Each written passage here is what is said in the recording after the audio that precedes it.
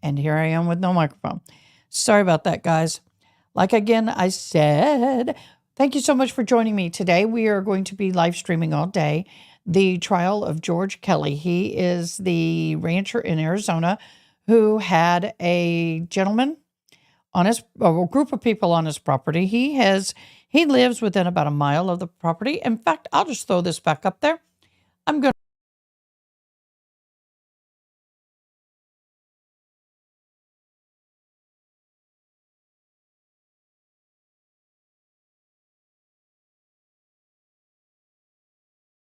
is always having to deal with illegal immigrants, the coyotes bringing people across, damaging his property and whatnot.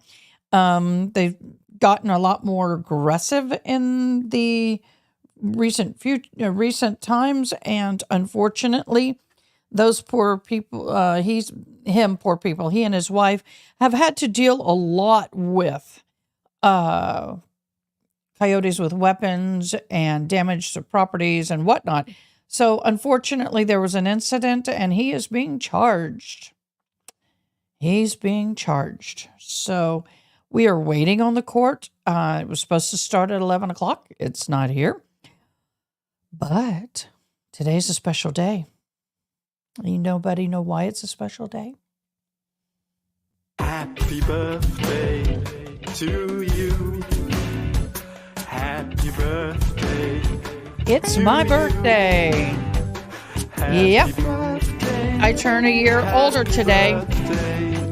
I am so excited. To you. Yeah, it's my birthday. If it's your birthday today, let me know down in the comments, either if you're watching on YouTube or if you're watching on Facebook. Let me know it's your birthday today. I want to know. I want to bless you. I had a little ding. I don't know why I'm dinging. So, let me give you all a little rundown of what's happening. If you are watching, please say hello. I see a little love. Thank you for the loves. I appreciate all the loves. Comment, share, like, and subscribe. That really helps me out a lot. Road thus far. One day, Mr. Kelly and his wife were in the house. He heard a gunshot. He, as in most people who are ranchers, or most people, if you have a weapon, you'll grab your weapon, you'll go outside and you'll investigate. He did see a group of people on the property. I don't know how many, so he alleges. And he alleges he fired his AK up in the air, about 9 shots to scare them off. They scatter and run. And he calls the ranch liaison, who calls Border Patrol. Border Patrol comes and looks, investigates. They find no single soul on property. They all left. So hours later, I don't know how many, we'll find out. Hours later, he goes outside to move his horse from one pasture to another, and his dogs find a body. He calls the ranch liaison. The ranch liaison calls 911. 911 calls him. Now, picture this. You're standing there on your ranch with a dead body. Early in the day, you heard a gunshot. You live a mile-ish from the border. Daily have coyotes and illegal immigrants crossing your 170-acre ranch. You are kind of in shock. You've never dealt with this before. You don't know what to do. So he's standing there. He's trying to talk to 911. He's trying to tell them that there's a dead person there without saying there's a dead person there. On the prosecution side, they're saying that he was being evasive because he was afraid that he would incriminate himself. He did say that. You know, I have the right to remain silent. Anything I say can and will be used against me in a court of law. He is trying very hard to not tell them there's a dead body, but tell them there's a dead body. So what does he do? There was, within a certain period of time in the past, a woman who was killed in her truck on a road that literally butts up against his property. He reminds the 911 operator, hey, do you remember way back when there was a woman in a truck that was killed? And of course, the operator goes, yeah, I remember that. He goes, well, it's the same thing, but no truck. Finally, after some points of going back and forth, he called them an animal, no mineral. He was doing everything he could not to say there's a deceased person on his property. So eventually they send the sheriff department out there and they arrest him. Now, the prosecution's saying that he did this because he didn't want to say anything that can incriminate him, but yet, excuse me, been eating peanuts and one just bit me. And then the defense is saying, well, there could be coyotes standing there around. There could be other people around. There could be, it's scary. You don't know who's around. You're trying to get some help, but you don't want the people who may be within a certain distance from you in earshot, who knows just enough English, maybe not enough, but just enough English to pick up on certain words like dead. So body. So anyway, that's kind of where we were. Opening arguments were yesterday. Today is the beginning of the witnesses. So if you're joining me, can't post comments from some destination. Oh, that's right. I have to go do something, y'all. I forgot. This is I am learning how to do all this, y'all. I have to go in. I have to edit audience. I make it public, done. So you guys can leave comments. Yay, you can comment now. Please comment, like, and subscribe. Hi, Heike. Love you, girlfriend. Well, no, that was the other day. Where's my live? Boop, boop, boop, dee-doop. Let me refresh page. I am learning how to do all this, y'all. This is one of those things. So I gotta go to my page. Gotta go to me. There we do. Let me refresh page. I gotta go to my page. Go to settings. Gotta go to me. There we do. Let me refresh page. I gotta go to my page. No. Go to settings. No. Go to me. Not what I want to do. Let me refresh page. No. Go to settings. No. Go to me. Not what I want to do. Okay, I had to exit out of that. It was driving me crazy. So if if you can't leave comments on Facebook, go to my YouTube channel, Ada K. I'd love to have you. I'm going to refresh this. They still not have started court yet. We are waiting. Anticipation is getting thick. Let me split screen this. For those of you who don't know, I'm Ada K. I have started several little YouTube channels and accidentally got involved with court. I have been watching a lot of YouTubers on court and watch trials. I absolutely love it. I'm a trial junkie. And I like that. Trial junkie. Maybe I ought to use that. What do y'all think? Put some love down there if you think I ought to use that. Oh, man, I love this, but okay, there it is. Quality. Thank you, Victoria Martin. Thank you so much for the love. I appreciate you. Manage video. Settings. Viewers. Okay. So I turned on automated captioning. That should pop up. All right. One of the things I'm anxious to look at here is one of the things that I looked at all the documents. I looked at the charges and everything, and they've slapped him with a new charge. He's got 2 charges on him. Let me put this down. Let me keep this over here so I can keep an eye on the stream. Let me pull up his charges and read to you the amended complaint. The amended complaint. George Allen Kelly is charged on or about the January 30th of 2023, intending or knowing that he has intending or knowing that his conduct would cause death with predetermination did cause the death of GCB in violation of ... Class 1 felony. The second count, so the first one was first degree murder. The second is aggravated assault. George Allen Kelly, on or about the January 30th of 2023, using a rifle, a deadly weapon, or dangerous instrument, intentionally did place RFG in reasonable apprehension of immediate physical injury. He's one of your witnesses, y'all. And count 3, aggravated assault, deadly nature. George Allen Kelly, on or about January 30th to 2023, using rifle, a deadly weapon or dangerous instrument, intentionally did place DRR in reasonable apprehension of an immediate danger. So that is all of his charges. And he is a 73-year-old male. And let's look at this. A 73-year-old male is being accused of all right, they have a witness that's going to state that he saw,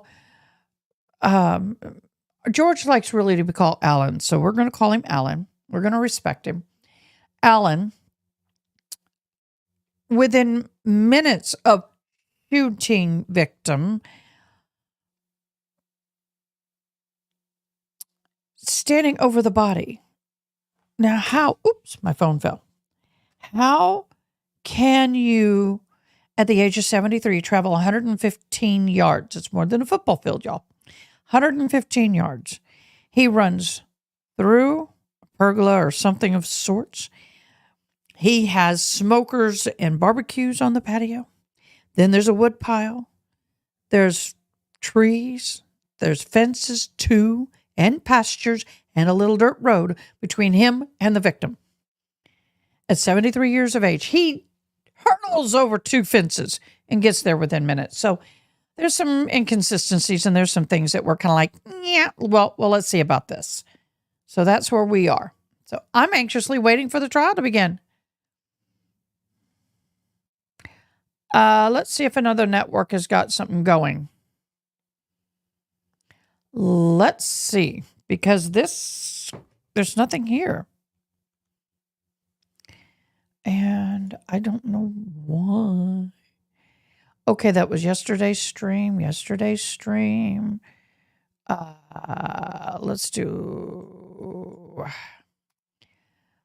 Court TV and see if they're going to report on Mr. George Kelly. I have several feeds that I watch. It does not look like they're going to have. So I guess there's only one feed that's going to be having him.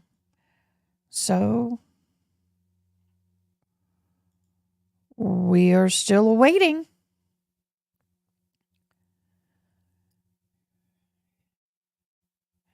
Okay, here's some of the comments that's going on. Some of the comments that's going on while people are waiting for the chat or waiting for the court. One of the comments is, how do we know he's the one who shot? If he's remorse, he would have pled guilty. There's some question as to whether his bullet actually caused the death, and that is true. The reason why, they never found a bullet. The roadway was not a public road. It was his property. So he had, ranches sometimes have little ranch roads.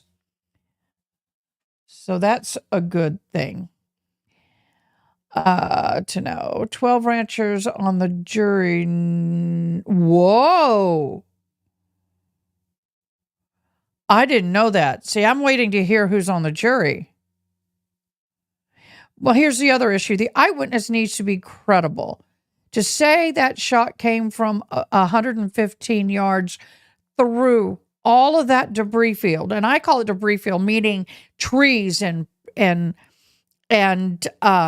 barbecue pits and wood piles. And here's the thing. I confess, I have guns. I have shot weapons, and I have not that gun, but I have rifles, and I have shot many rifles as growing up. Standing up doing a quick shoot like that, it is very difficult, if near impossible, unless you are a sniper, in my humble opinion, to hit a person the way this guy was hit.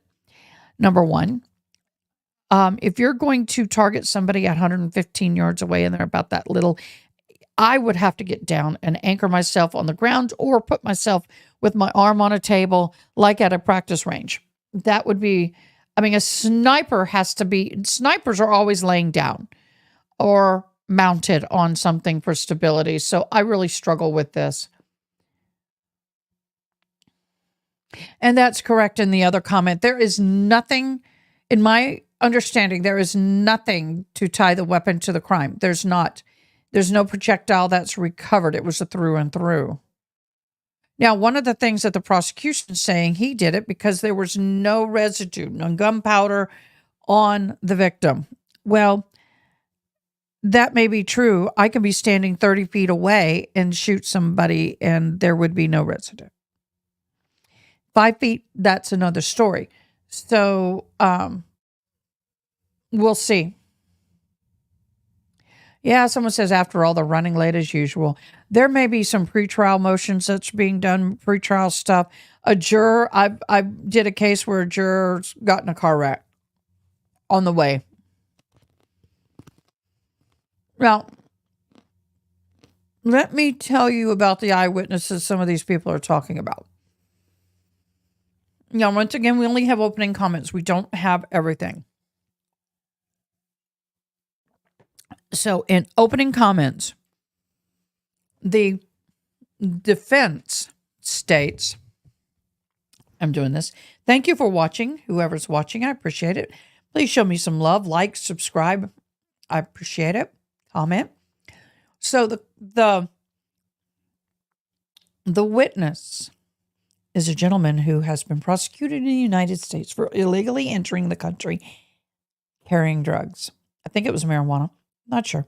That's what it was alluded to. This person was on the property illegally with the group of people that is alleged to be on the property. This person was back in Mexico when the Arizona Sheriff Department investigators went to Mexico without making arrangements with the local authorities to interview one of the Mexican nationals, and it was not recorded. Only 6-minute synopsis was recorded, but the entire conversation, which is going to be testified to both by the investigator, both by the investigator and by the witness, there is no recording. In the U.S., and I think in a lot of countries now, they wear cameras for that reason. So, come on. I'm ready to get going. A lot of people are frustrated.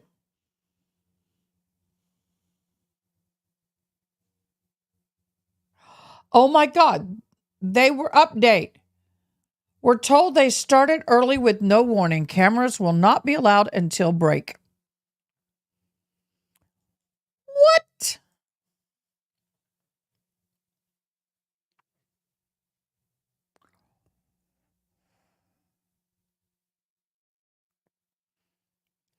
Oh my gosh. I'm going to.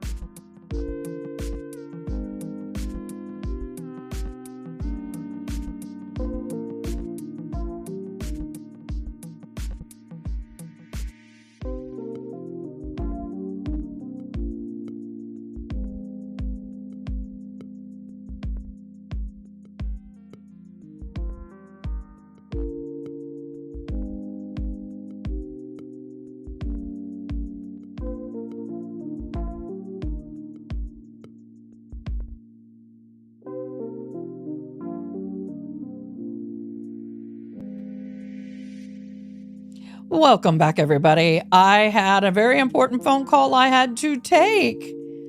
For those of you who didn't know, today's my birthday, and my mother called in. So you got to take those phone calls. And she's had COVID. So we're hoping for speedy recovery for her. She sounds better. She sounds like she's doing good. So that makes me very, very, very, very, very happy. And my hair is a hot mess. I hate it when you wash your hair in the first day. It's horrible.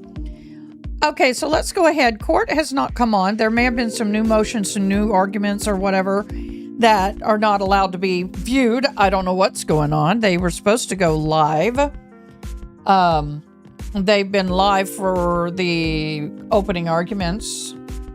So Law and Crime made a comment that they will open the video at break. So we'll see.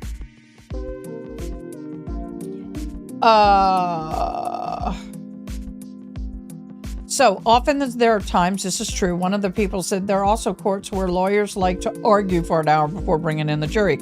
Yes, but I'm surprised they have not brought this on. I am utterly shocked that we do not have any kind of video. Okay, another comment. I don't have the name of the persons. Oh, let me turn off the music. I know maybe we'll just keep it lower in the background. There we go. So my big takeaway from the opening, authorities were on his property and didn't find anyone. Later, he found the body and called them back. If he was guilty, I don't think he'd call him back. He'd let it go. I said that yesterday. I kind of thought about that last night. Oh, hi, puppers. I have my service dog below me. Dollies, thank you for my birthday wish. Thank you. So, let's think about this. You have 170 acres near the border. You have a lot of wild animals that do like to take things apart and move it all over the countryside. You have... what's the word I'm looking for? I just, if I was innocent, if I was guilty of shooting somebody, I wouldn't call the police. I think that's a fair comment.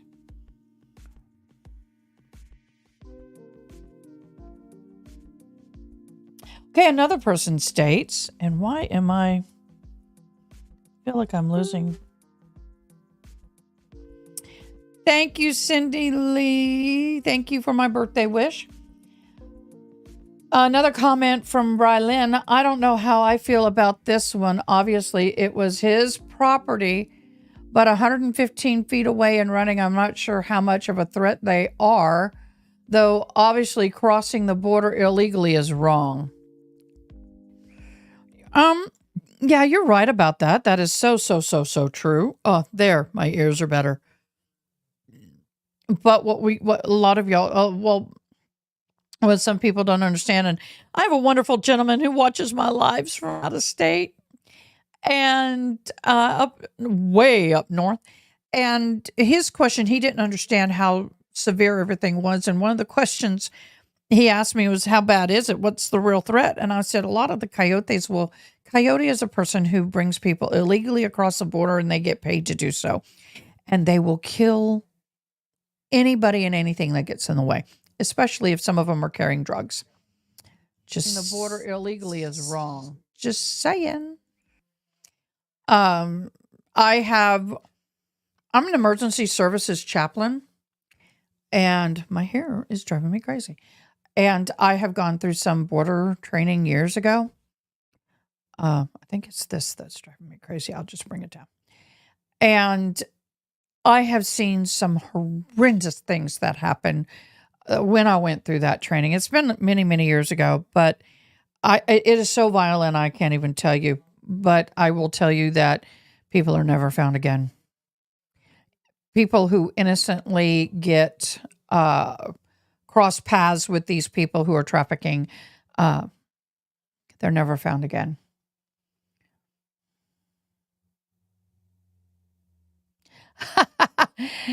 Danny Hardsty said, and I'm reading this off of the Law and Crime comments.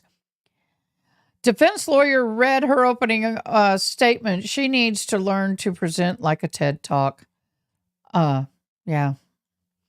You know, everybody has their own presentation styles, y'all. Everybody has their own presentation styles. Once again, how do we know he shot them? No bullet was found. I did not know.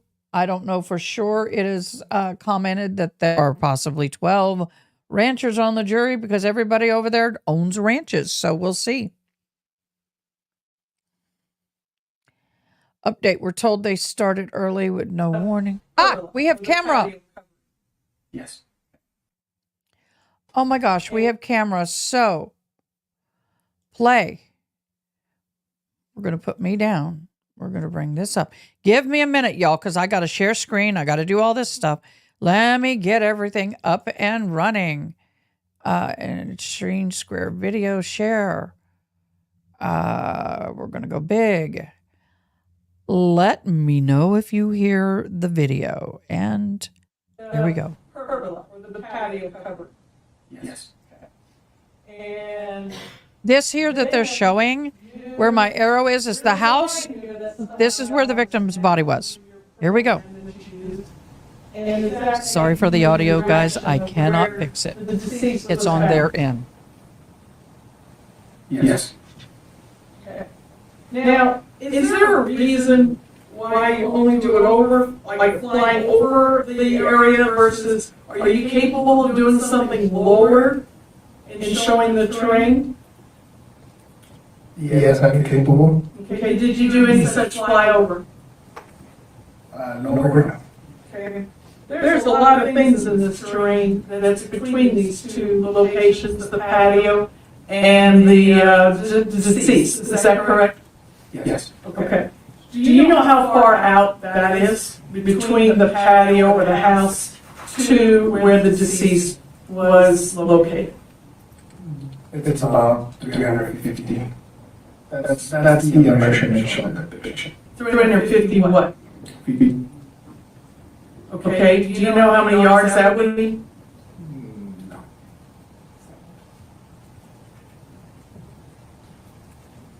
All right, This 350 feet out, I had to do, have my staff help me here, to make sure. This it's been is measured part mostly of else, the- so I think it's pretty accurate. Okay, this is a part of the defense team. She is cross-examining the witness. Unfortunately, the video didn't go live for the beginning. We are coming in the middle of this witness. This is a cross-examination. And there's a lot of things in between, is that correct? Yes. Well, let me show you what has already been entered into evidence,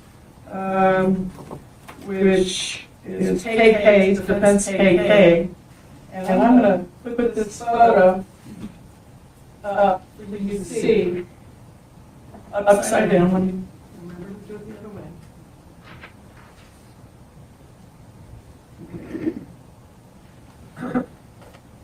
Does this look familiar to you?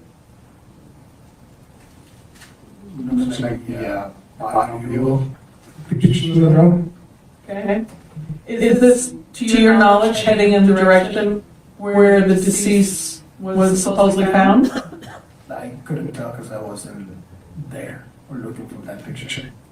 So you never placed yourself on this patio and in the direction of where people told you there was a body found?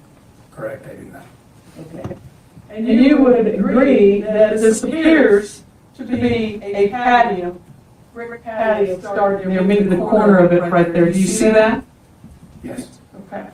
And you do see the pergola though, right? correct.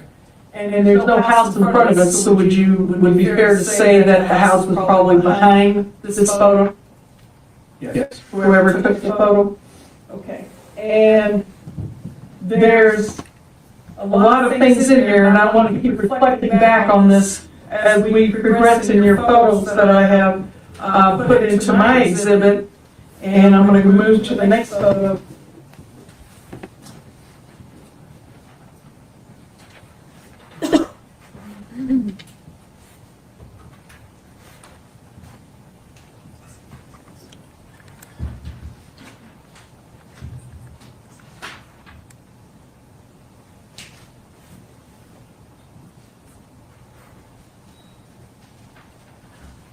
Okay, the next photo is the defense VZ. Familiar with this location? Yes. Okay, are we, how many feet up do you think you might be in this photo? Approximately 65 feet. Okay. Is this looking down above the pergola? This is a drone shot. Yes, it's looking down. And now we can see the full patio, can't we? Yes. And then the house is reflected to the right of our screen, correct? Correct. And the patio seems to be some sort of brick or tile type brick laid down to create a patio, is that true? Right Yes. where my cursor is, right here. Now, you have a line The arrow is where and it's a yellow the arrow that's pointed to something. What is that supposed to be? Cones Okay, and what's the cones reflecting? from us where the suspect in this case shot. Okay, so what measurements were you given to place that? Stole from the cones to the area where there was a circle in the brush. So this is an estimate? Yes. And who told you that would be the location? The detective on scene when I arrived. So he just said, here, put it right here, and you, where the eye put the cones? Or did you put the cones? The cones were already set. So you have no idea how those cones got there, right? Correct. And let's work backwards. Let's move forward and we'll come back to it.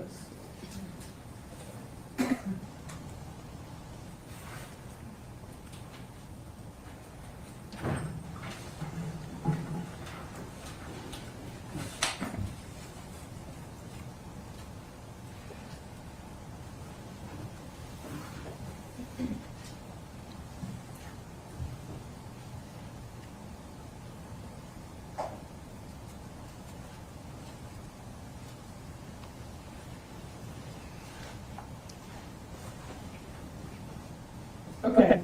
Can you see this photo that's in the same exhibit? Yes.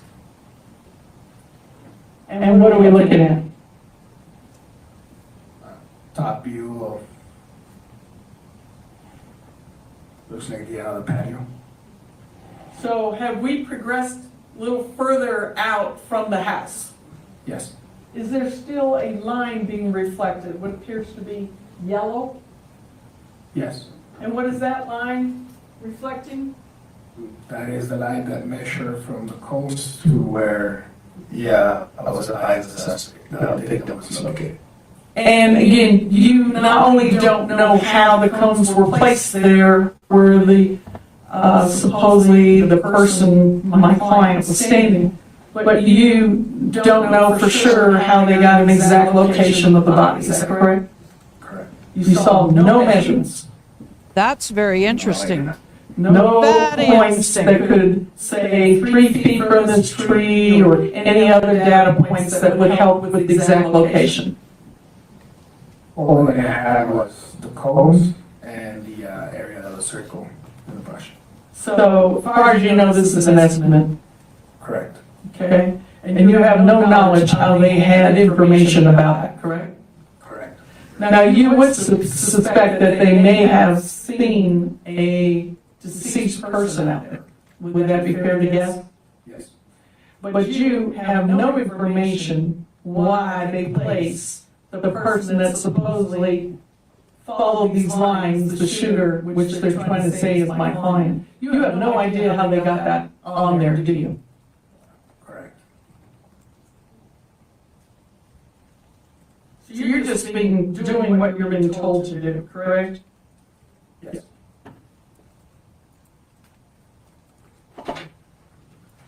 That's interesting to We're me. gonna move to the next photo in the same Usually the exhibit. first time that anyone gets there, the first thing they start to do is marking evidence, measuring. There's no marks or measurement. They're just cones. What are we looking at here? Still a review of the area. Moving closer to the end of the drone pictures. Did you have to walk around when you flew your drone? I stand by the area where the victim was located, and I just looked out for anything higher that my drone could hit. Okay. So you guided it from the location of the alleged location of the deceased, correct? Yes. And what is all this wavy things in the photos? Looks like Grass. So this is, at this time, and this is January 30th, a year ago, correct? That was February. You did it in February. Yes, February 1st. And the incident date, did you know was January 30th? No, I did not. Okay. But you were there in what day on February? The 1st. Okay. Shortly after. And It's close enough. even though it's winter time, this is what we can see from above what the terrain would look like, right? Yes. Is there a reason why you couldn't put your drone down lower to reflect what was in the way between the 2 points, data points that are being reflected by your line? There was a lot of vegetation that could impact what my drone could hit. So that would be potentially dangerous for the life of your drone, correct? Correct. Okay. In other words, the drone could have been damaged if it ran into some of these vegetation, mesquite trees or whatever was out there, cactus, whatever might be out there. Yes. And it was heavily vegetated, correct? As you can see in the picture. Right. Had we seen it where it was lower, we would know that it's heavily vegetated. So, Very good point. I have drones. I fly drones. I'm working on getting my drone pilot license. Very good point. The vegetation was of such that if he were to bring it down and fly it this way, he'd have to divert trees and all shrubs and bushes and all kinds of things to get that straight path to the victim from the point of where it allegedly was shot. Can you identify this photo? Look at all the trees. That is a very good point. Yes. I, as a juror, would pay attention to that. It's from the same area picture of the drone, just getting closer to you. Everything is from a bird's eye And that would view. be closer to where the deceased was approximated to be located, correct? Correct.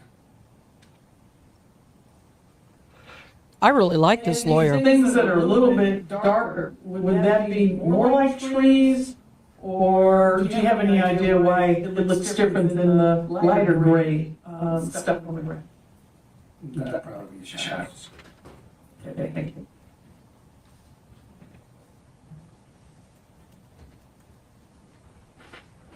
Even though it is winter time, there's no leaves on the trees. There's still a lot of trees and high grass and shrubbery around.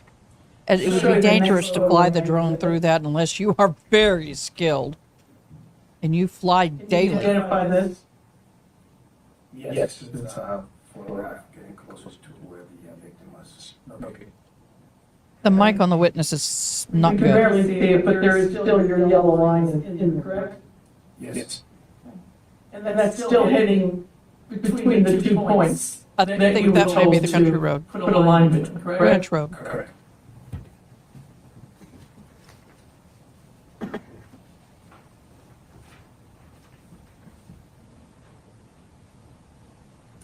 And the next photo is this exhibit. Here's where the victim is, I What are we looking believe. at here? That's the location where the victim was located. Or estimated to be, right? Because you never saw no measurements, correct? Correct. Okay. Now, that's reflected with some cones on the ground, Yes.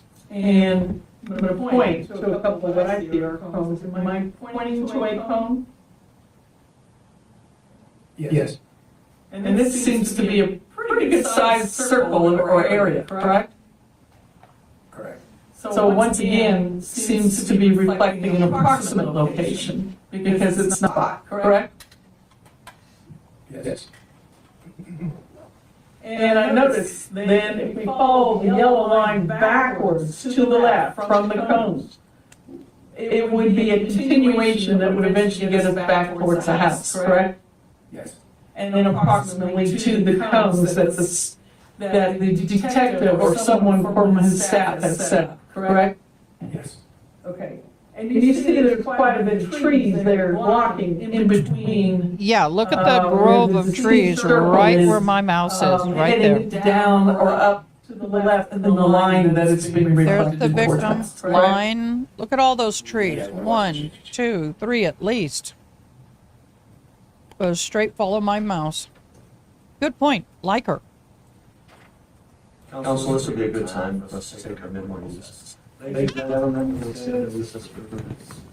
All right, they're going to stand at recess for a few minutes. This is the person, this is Mr. Kelly. These are his 2 attorneys. He is now 75 years old. I think that's one of the interpreters. We do have interpreters because this is a court that, where you have a lot of Spanish-speaking people involved. And I don't know if any of the people involved in the juror are Spanish-speaking primarily. That's the language they use, so, or if it's for the witnesses or what, but we do have, you will see people standing there with a clipboard, and they do have, I'm going to speed this up. They're going to keep it like that for a moment, so I'm going to go ahead and put that down. I'll just keep watching, and I will make sure that we come on when they do. So,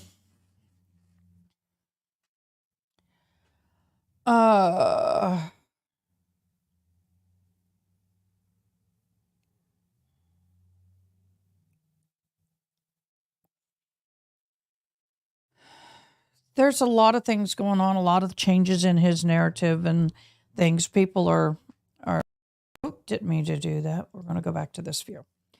So, my ears are bothering me today. Oh, I didn't pull them tight enough. That's right. I forgot. I got to get them adjusted. I wear special ears because I'm deaf without my hearing aids. Well, I'm deaf, but I wear aids and assisted devices. So this is something that I question. When they arrive on scene and find the body, when they arrive on scene and find the body, I have been as a chaplain on many scenes, and one thing that is always hold true, they measure the snot out of everything. Every casing, they would have lines of measurements from where the casings were to the victim's body. They would take that yellow or orange can of, marking, and they would mark everything up. You don't see any of that. We came in the middle of the cross-examine of this witness. I hope that tonight, when I go back and watch some of this, they will have the original video up on their website. I do know. Let me check that. I do know that they have their own feed. They said that they would put it up. It wouldn't be live. They would put it up the next day. But I'm going to go see if they actually have it live. I'm just curious.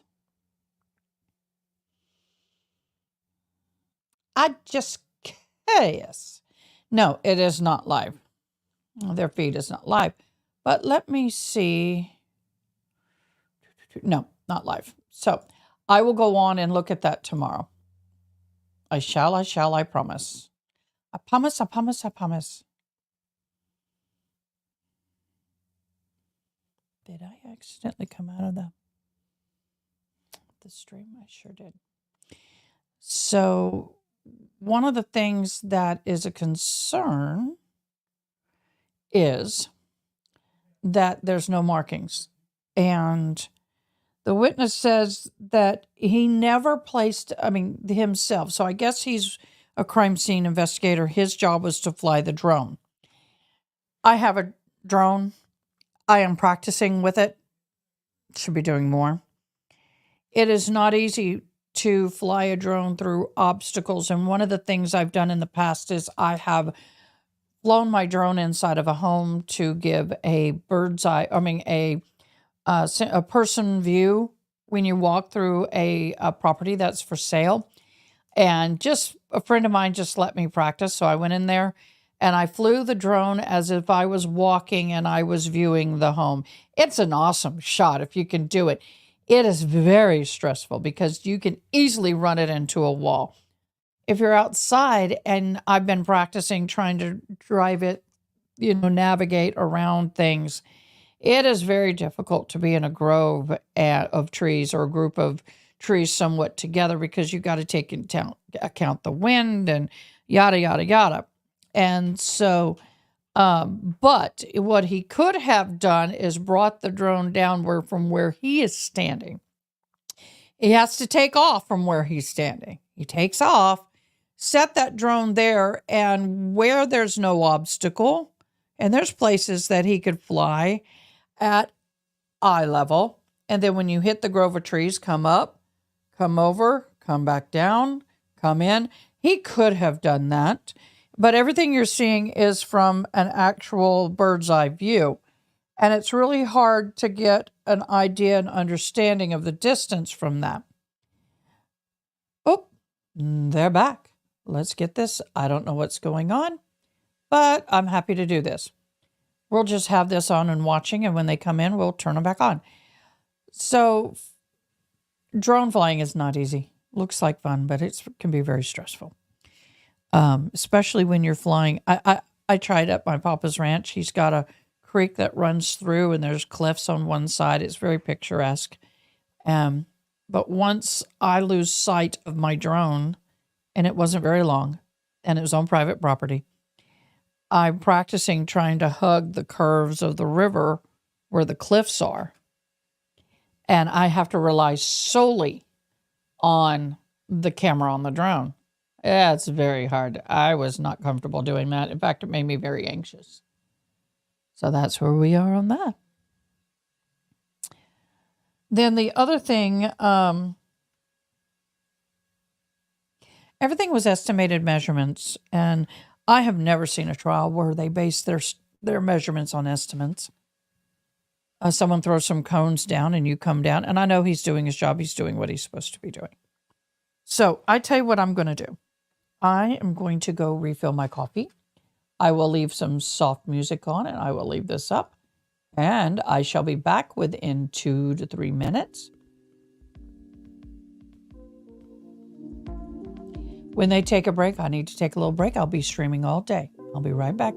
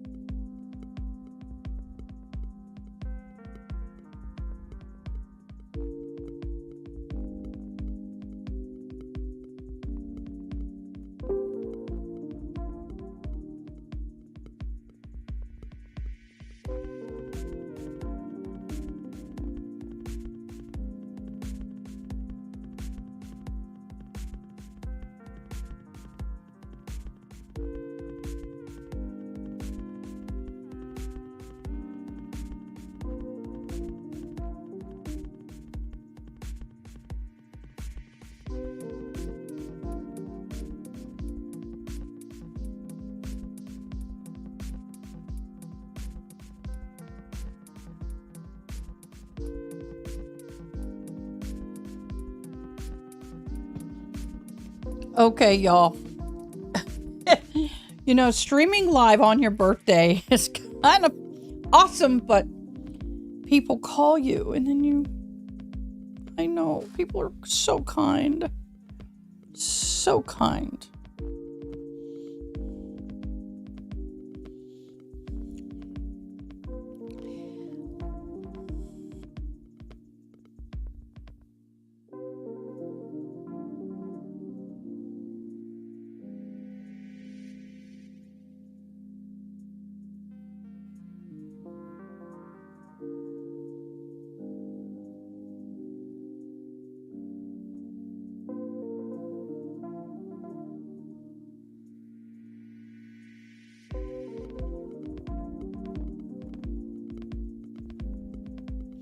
Okay, we are waiting. They are taking their afternoon break, so we set up with our healthy popcorn, our healthy nuts, and a cup of coffee.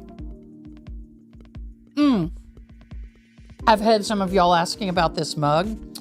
This mug is a special mug. You can put your fingers in it like this and hold it without gripping it. I usually hold it kind of like this.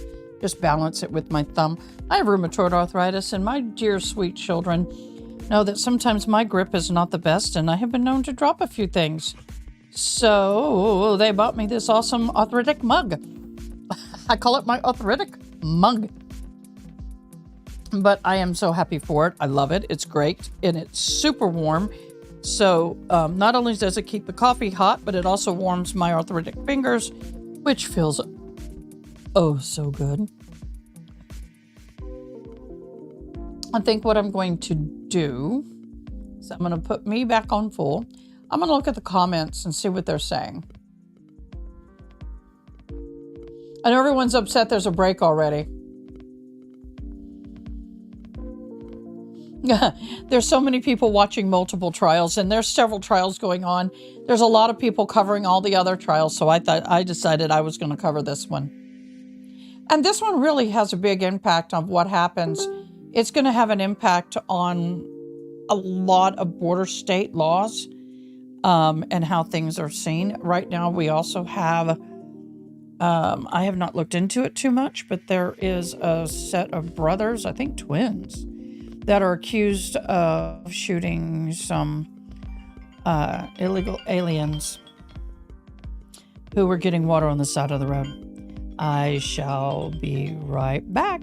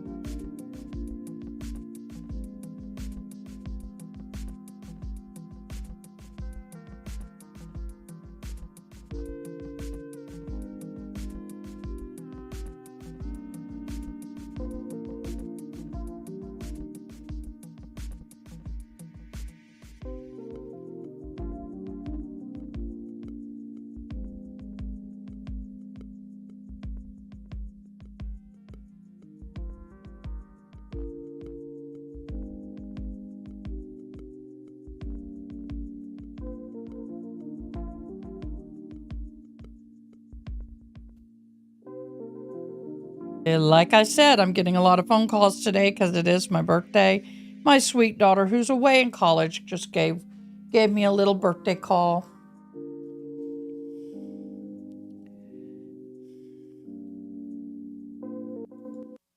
So, yeah, I got a little birthday call from my daughter.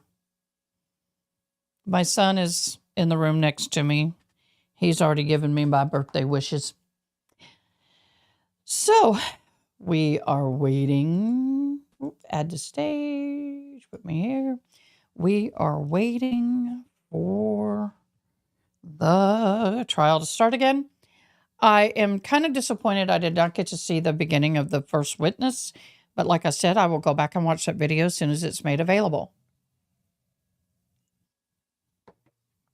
I don't know why. It may be in a get up and it may be in a glitch on their part, on the court's part. They may thought they were streaming, but they were not. I don't know. But my son just informed me he just ordered me lunch and I'm munching on popcorn. I better stop. I don't know where this ding is coming from. It's so weird.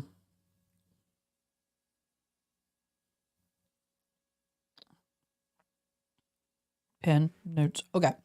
I'm ready when they are. So, I want to talk about the interpreters a little bit. I kind of started about it earlier. The interpreters are there. I don't know if it's for jury or if it's for witnesses. I suspect for jury because they're constantly interpreting through this entire process. One of the things is you'll see them holding up a clipboard. They have a microphone. They pass it between them. They hold up the clipboard because the clipboard not only covers the mouth, it muffles the sound coming this way, but it bounces the sound back into the mic so they can talk really soft. We are going to have some witnesses that are Spanish speaking only come in. So we'll be hearing the interpreter and them speaking at the same time. Let's see how that flows. I do ASL. I am deaf without my hearing aids. And so I've been trained in that. Also have been, also worked for a while with an agency that did multiple, well, I think like 20 different languages and went through their training. It's interesting. Now, what I find interesting here is if you look here, look at all these little highlighted things here. They have left their screen open for us to see. If I really wanted to get techie savvy, I could try and zoom in. Screenshot it, zoom in. I'm sure we'll see it. It's evidence of some sort. I've got the munchies, y'all. Well. Now, supposedly, he just noticed. He just noticed what I noticed. What are they marking up?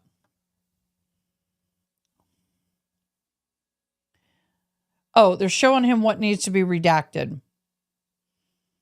I bet that's what they're doing right here. Everything she's squiggling, or is she just trying to get it turned off?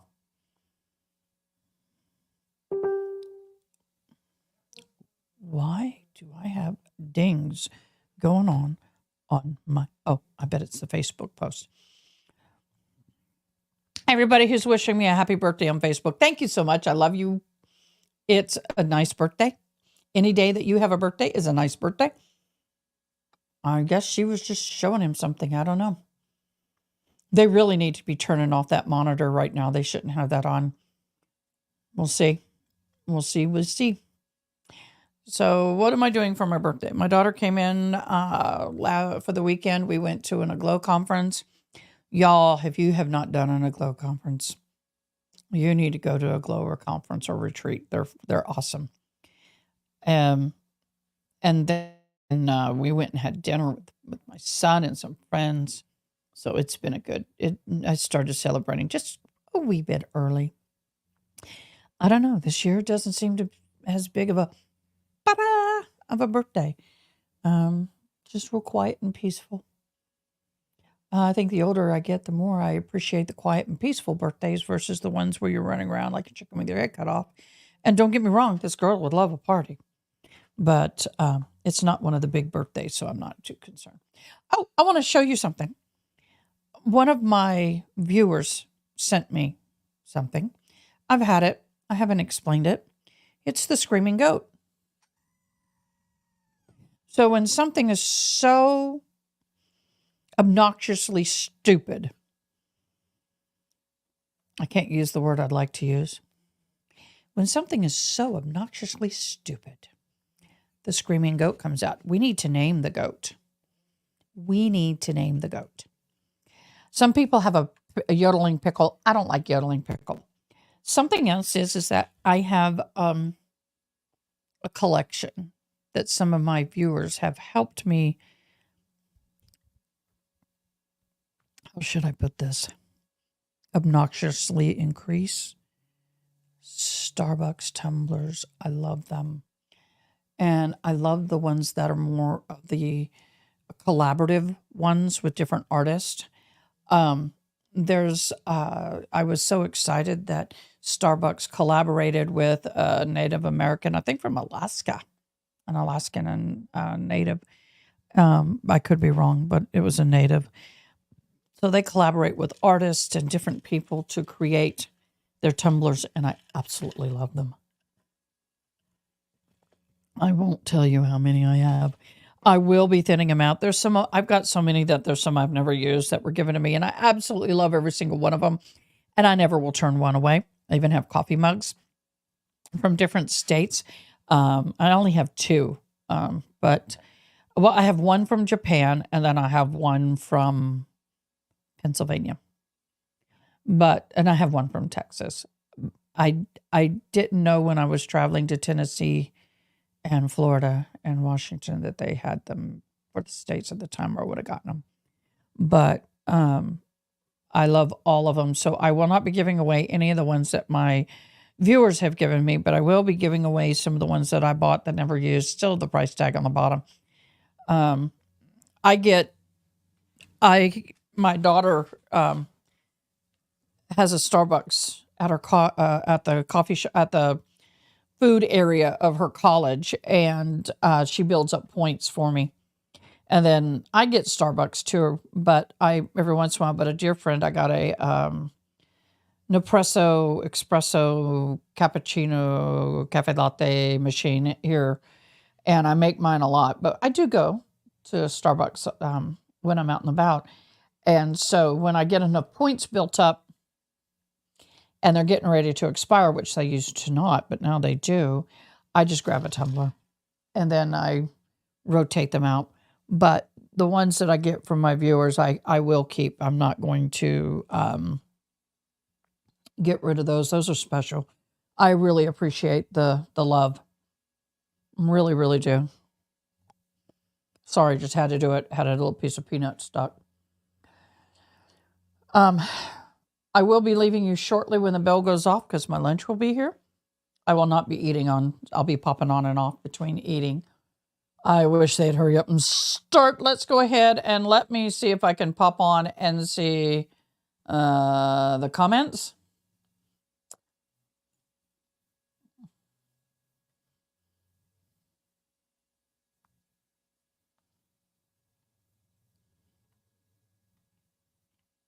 Is everything okay? Chat was asking about, I don't know who that is.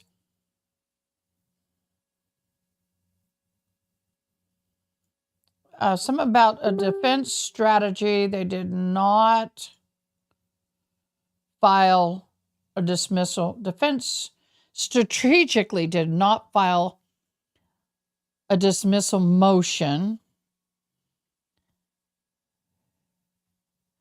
Yeah, Ava Smith. Hey, Ava, I'm Ada. Yes, we missed a lot of anything important.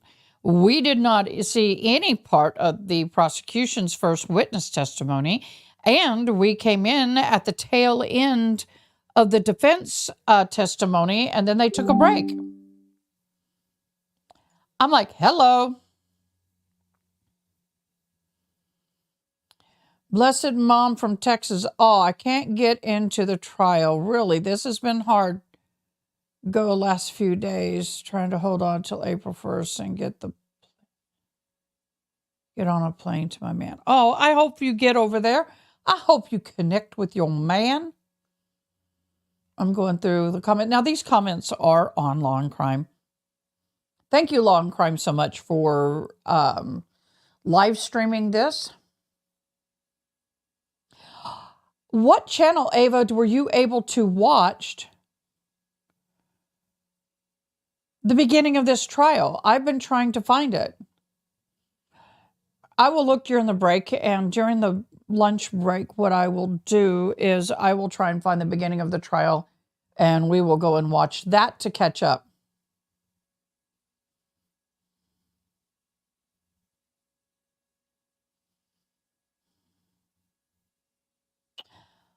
I'm trying to find where. Okay, while this is up and doing, I'm going to try five. Oh, poor Christina Applegate says MS has, okay. Can't do that. They're back live. So I'm back live. Christina Applegate has over 30 lesions on her brain now from MS. Lord bless you, Christina. Lord bless you. That's a horrible, horrible disease. And I really commend you on your bravery and prayers for hope and recovery. I know it's something that you never really recover from, but one day we'll find a cure, I'm sure.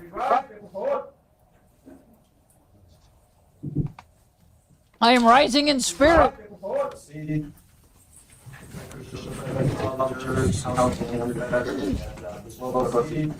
They will announce again. They do it every time. Who's for the prosecution and defendant? It's in every time they break and come in, they do this.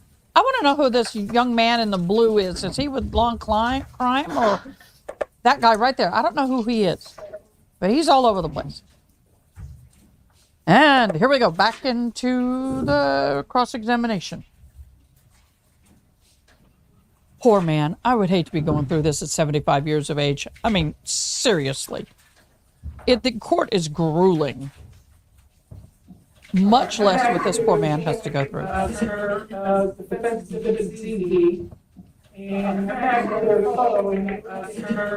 Okay, get the camera. Woo. Can't do that. Another photo in that grouping. This white building is obviously reflecting the house. Did you agree? That's a good topography of the land. This white building is obviously reflecting the house. Oh, whoa. A photo and higher up in the image of your drone is capable, but it does reflect the terrain. And the Let me get... higher up in the image of your drone is capable. They're usually the terrain fixated. Okay. It can't be moved. Sorry about But that. there is a little pin drop approximately in the direction of where the deceased was located. Right where my arrow is circling. So it's a good distance, and you omitted the amount of feet that this House, distance is between that building body, and the grove of location trees, of the deceased. trees, Now, back porch. you said earlier that you were standing at Mexican here border. where the cones were set up to reflect the deceased body, correct? Yes. Okay. And so you didn't pay a lot of attention in the direction towards the house other than the utilization of your drone? Correct. Okay. And I've never seen really a drone close-up. We all see them on TV and whatever.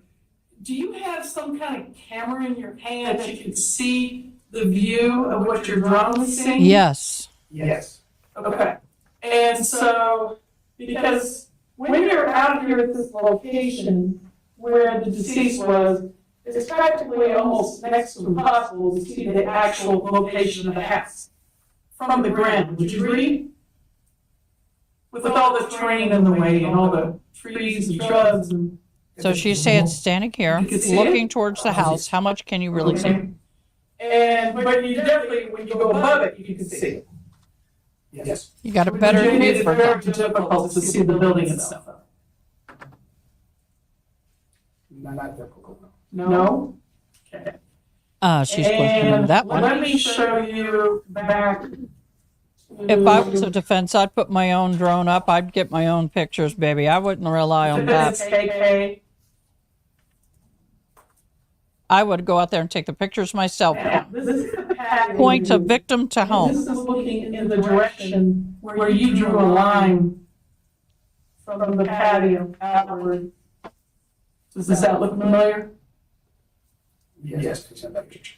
Okay. And you can see you have a pergola, you have some kind of table or something. So the sitting victim underneath is the somewhere out pergola, right? way out there. Yes. I guess he's like You right over there. see I don't know. there- This is very far corner. This is not where the cones are set up. The cones are more to the left and back. Would you agree from this photo? Oh, Positive, yes.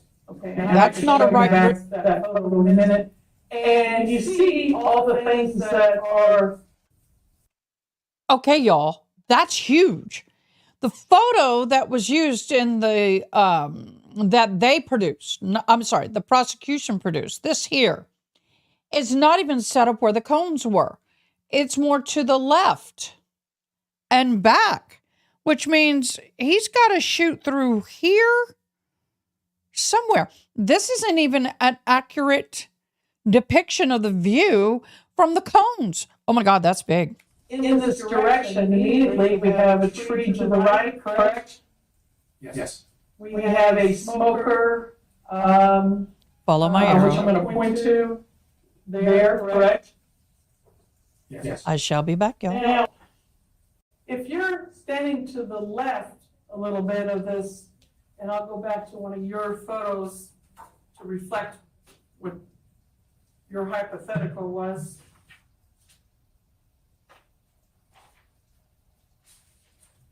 And I'm gonna go back to the exhibit ZZ and show you the side, well, the where the arrow finally ended up at. And I'm gonna publish this for you.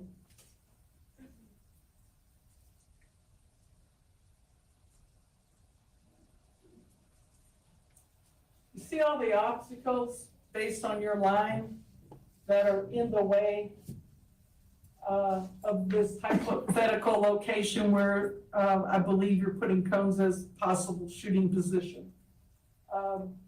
There's a lot of things there, including the pergola, the table. We go further out, the smoker. A lot of things are in the way. Would you agree? From this top view, all I see is the top. I don't know the height of the items on the bottom. But you can see it. You can see that it cuts through the pergola because the pergola actually extends out with, like right here, I'm going to point up to the screen. These are beams that are extending past the post there. And so that is also, and you can see it right here. Those planks of wood come out past the post that's crossing it. And it could very well be something that would be in the way of the location of your drawing. Would you agree? Yes. Okay. And then there's the actual posts that hold up this pergola, right? We know it to be at least 4 posts on the corners of this rectangle, correct? Yes. Okay, and so reflecting, I'm pointing to a couple locations to show that something has to hold this pergola up, correct? Yes. Okay, and then, so you never stood here to know that you would be shooting through your property. It would be a little bit of an obstacle to shoot from this location where the arrow ended up to get it in that direction where the deceased body was located. So you didn't know that, did you? Correct. I am having my lunch. I am in the background watching. Here's another photo. Standing closer to the home, looking out in that direction.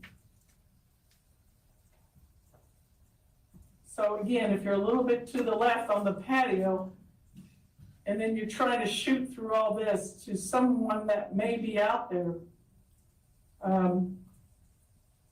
you better be I don't know, I mean, why would anyone want to shoot through their property and do damage? Do you have any idea?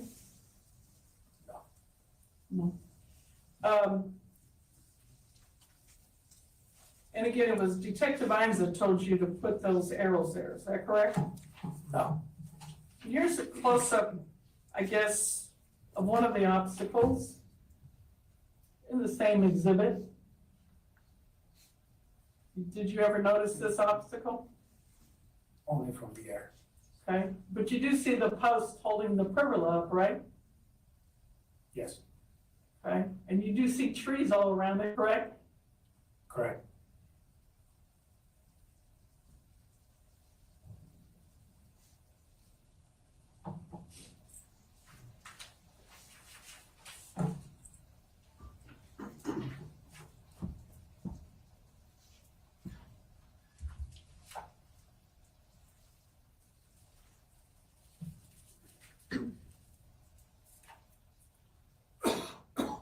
told you to draw the line between the two sets of cones? Detective Bunting, And you had no idea why he wanted to do that, did you? he just wanted a measurement from the cones to where the victim was located, How far is the measurement? about 350 feet. Feet or yards? Feet. Feet, thank you. Okay. And again, another view, maybe past the pergola, looking out to the terrain. Does that look like the kind of terrain we're standing in? I wasn't standing there at the house. No, but outwards, going out there, you were. Yes, And then this type of terrain was all around you, correct? correct.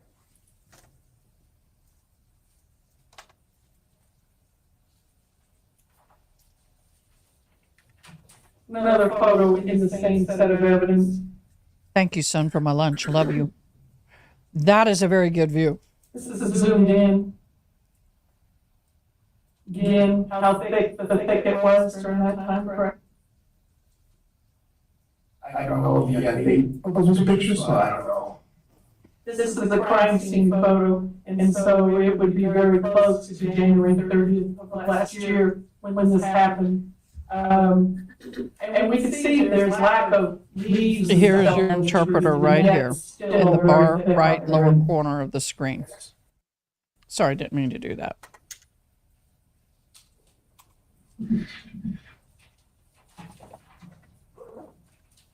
And this is an interpreter right here as well. These two ladies are interpreting in Spanish. And there will be different people every day. Could be some of the same, but it wouldn't be surprised if they switch people out. Court interpreting is very brutal.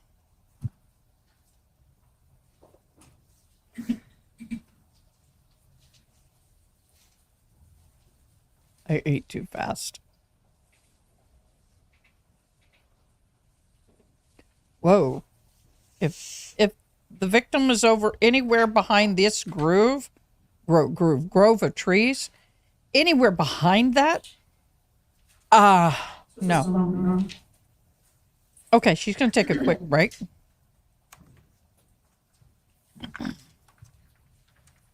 She's going to consult with her counsel and the defense.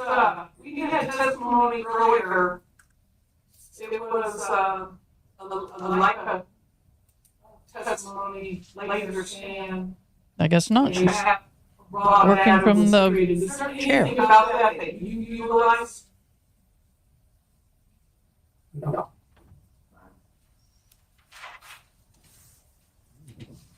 Have you ever sent your drone photos to someone that does do photogrammetry and actually make actual measurements of precision through their photos? Have you ever done something like that before? Interesting glasses. Are you aware that there is such thing out there? No, what's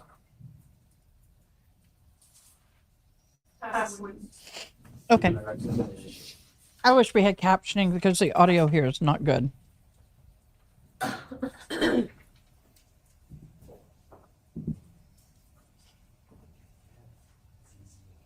Not making fun of the glasses. I just didn't expect them, but they're very, very good protective glasses for what he has to do. They're very durable. They're like what basketball players can wear. They're much stronger than the standard glasses. They don't Let break. me just start off with the last question asked of you about, do you know if your data was sent to anyone outside of DPS or were you, like another expert, were you aware of any of that? No, that I know. Once you give it to the SO, you don't have to. Sheriff office. Do it, right? Correct.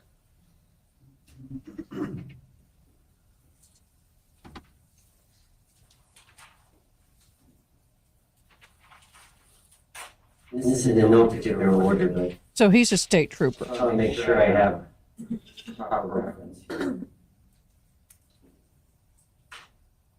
Sorry, guys. I'm struggling to hear some of the comments because, once again, the mics aren't very good. I've got this ganged up as much as I can. I want to show you I believe it's to be Defense Exhibit ZZ as in zebra. Just so we know, just for the record too, I'm going to show you ZZ, I'm going to label this one A as in Alpha. Recognize that photo? Yes. And once again, that's a sort of like when you testified at the exhibit earlier, where it's the drone which all the capture area data overlay on. That's why there's whiteness around it, right? Correct. We'll call that club photo.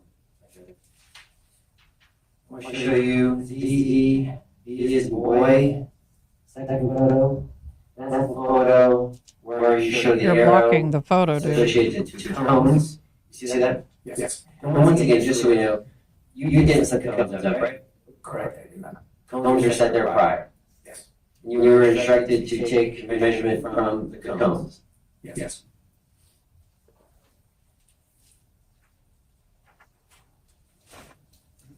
I'm going to show you ZZ, C is in Charlie, third photo. That's just another photo from above, getting further and further out, right?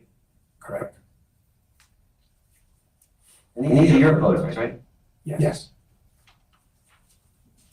I'm going to show you ZZ, we're going to do D as in David. That's the fourth photo. And you see on this, no, it's upside down. Just make sure it's correct. You see that photo? You see that photo, right? Yes. On that photo, we've got let me ask you, what are the dark items we put into it? What are these dark items here? Those are big brush or shadows of the brush. It's like trees and tall stuff, right? Yes.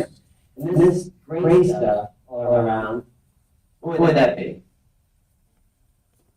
It's the dry out vegetation, smaller vegetation. That'd be the dry grass? Yes. And how tall is that dry grass, so we can have perspective?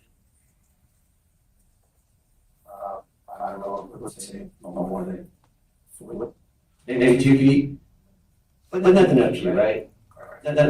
For demonstration, I'm pointing to my chest, nothing that high, right? Correct. Probably about knee height. But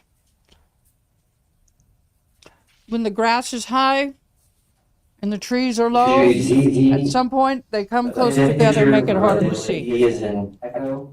Especially when you're trying to do a target. Actual number on there, that's 300. Sorry. 350 foot measurement. Correct. We're all familiar with mostly football, and so 350 divided by 3 is yards, right? It's a yard. I mean, 3 feet is a yard, right? Correct. So 350 divided by 3 would give us the yards, right? Yes.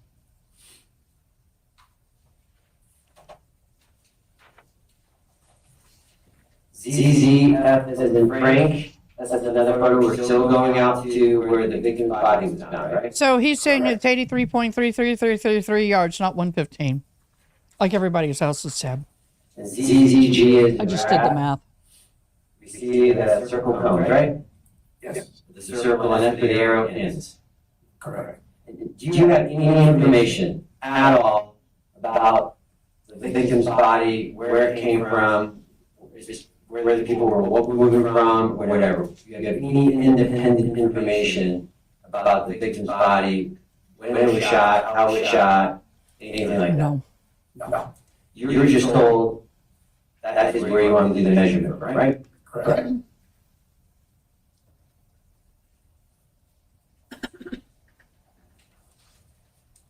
And finally,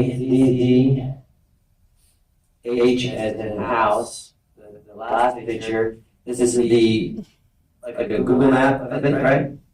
Looks like lasers. This is one of your photos, right? No, not one of your photos, right? But it's knitted. Up on top. If he would stop doing this, it would sound We better. have a legend. Yes. What are those numbers? Can you guess what those numbers are? Coordinates. And what's another term for coordinates? GPS. GPS, okay. Can you read those out for me, what the coordinates are? 31, 20. Pull the mic to you. Don't line into the mic. Lay into the mic. Dash 110 point. 802-392. That'd be a minus and a dash, would you know? Correct, that's a minus. Okay, and then on the map, you have the yellow pin. Once you can draw on that, once you draw. I'm trying so hard to understand them. The prosecution is not marked well. Erase that left bottom screen. Right, is that the coordinates there? Yes. Okay, so the coordinates are associated with the yellow pin. Yes. And the yellow pin is where the victim's body was found. Yes.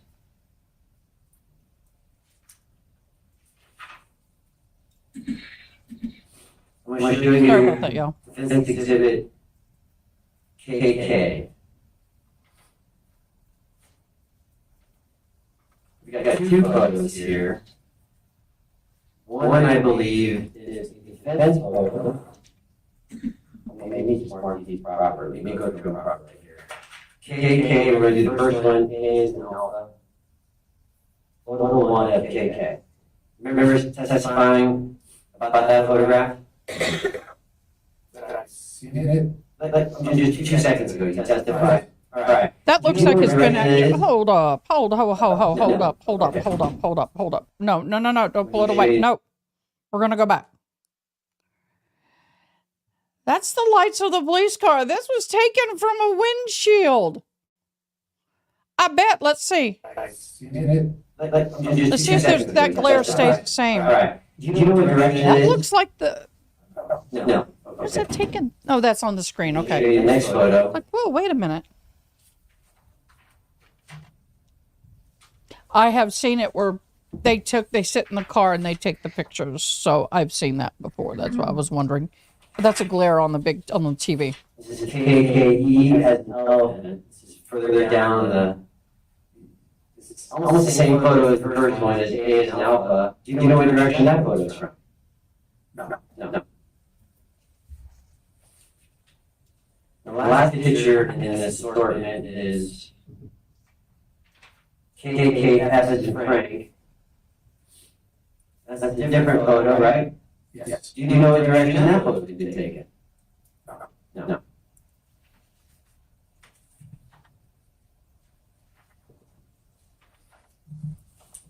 Now I'm gonna go back to KK, B as in boy, D as in Charlie, D as in dad. So we've got seemingly two different photos here. I'm gonna show you KK, B as in boy. That's a photo looking at the direction of where your arrow was matching cone to cone, right? It appears, yes. Alright. Do you know if this is a defense photo or a government photo? Are you aware? No.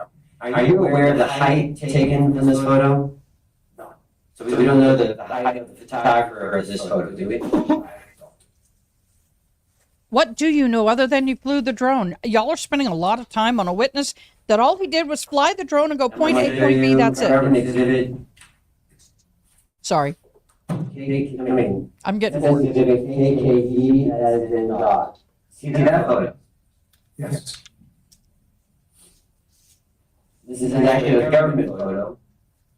And you see the direction, same photo type, same kind of view on this photo, right? Yes. Are you aware of the height of the photographer on this photo?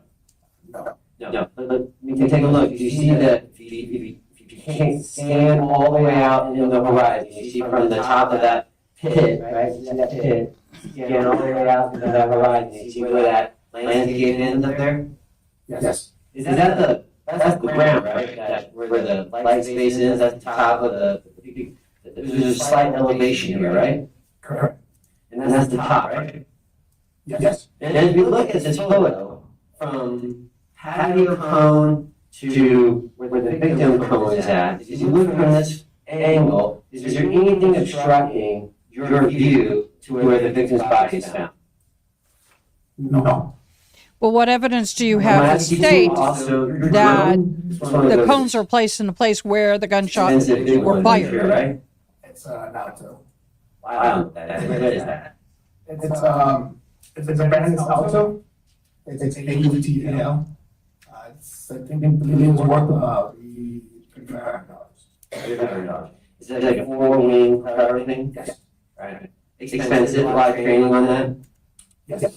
And then how, can you like do like a physical measurement of your hands, like a guesstimate? They got the nice big How ones. big is it? How big? So maybe right around. Yep. Foot by foot. It's like a big 15-screen laptop kind of thing? Yes, almost like this. Okay, so that's what he's using as a monitor. Yes. Okay. I can do the same If you thing. fly in that terrain, it's going to get snagged on some stuff, right? Yes. Okay. Obviously, I'm just going to ask you probably one of the most obvious questions, but that drone, the size of your screen, is much bigger than a bullet, right? Yes. Right.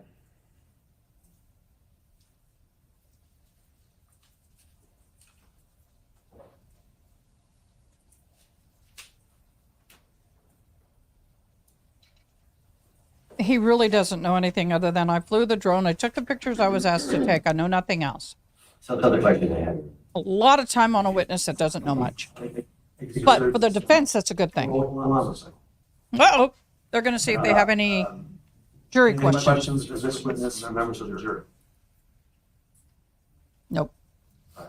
There's no, safety calls. Okay, we're going to speed up and catch up because I paused. Officer Felix?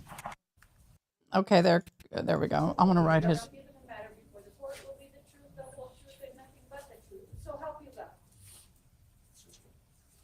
Oh my gosh, she came all decked out. Look at that. Man alive, you got everything on. You don't need to have. Boy, don't you. I'm jealous. I don't know. I'm jealous. Good afternoon, officer. Can you state your name and spell your name for court reporter of the jury? Yes, Pedro Felix. I should spell it too. Pedro Felix. Can you briefly introduce yourself to the jury for us? Yes, good morning. I am Corporal Felix of the San Cruz County Sheriff's Office. I'm currently assigned to the patrol division. He's a big dude. How long have you been with Santa Cruz Sheriff's Department? Total for well over 15, 16 years. You became involved in this case at some point, right? Correct. Who notified you and told you you need some part of this case? Who gave you instruction? Sergeant Rodriguez. What was your main job in this case? My main job was to, I relieve Sergeant Rodriguez and just safe keep the body. So you knew where the victim's body was located, Correct. and you relieved Sergeant Rodriguez. That was a night shift duty, right?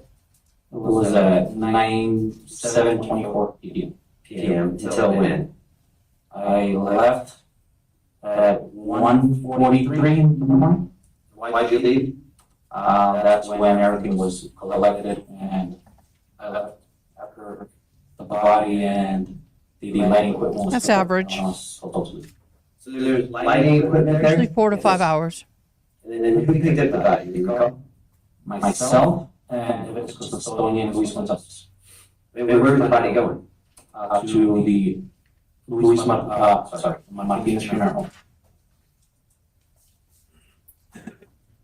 Coroner? No.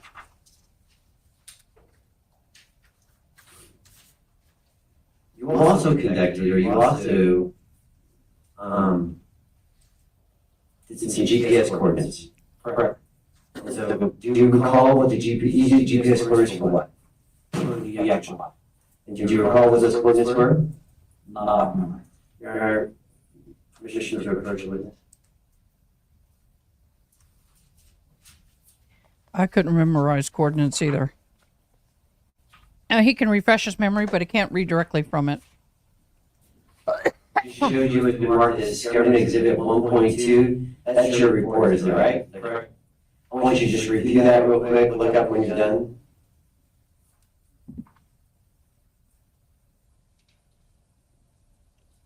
Ready? Did that report refresh your recollection? Yes. What were the coordinates? So it'll be 31.35304 by negative 110.0239. You also don't remember the report. I just knew. Normally, you're not allowed to read, but for something like that, I could see why they'd want him to.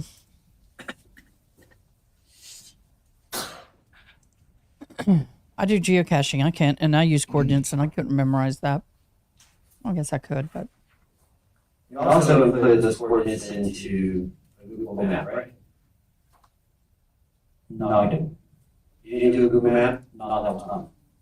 no Google. Let me show you which coordinates. Okay. So he didn't answer that question like that prosecutor wanted. You don't recall? Is that on your screen? No. Oh, okay. When they give that look, it's like, dude, that's not what I expected. You recall that photo? Thank you so much for joining. If you're watching me, I really appreciate it. Leave me some hearts, love, and like, and comment or subscribe. You measured on the data? Yes. If you have any questions, please ask. Is that reflected in the GPS coordinate where the victim's body was found? Yes. I'm going to show you government exhibit 73.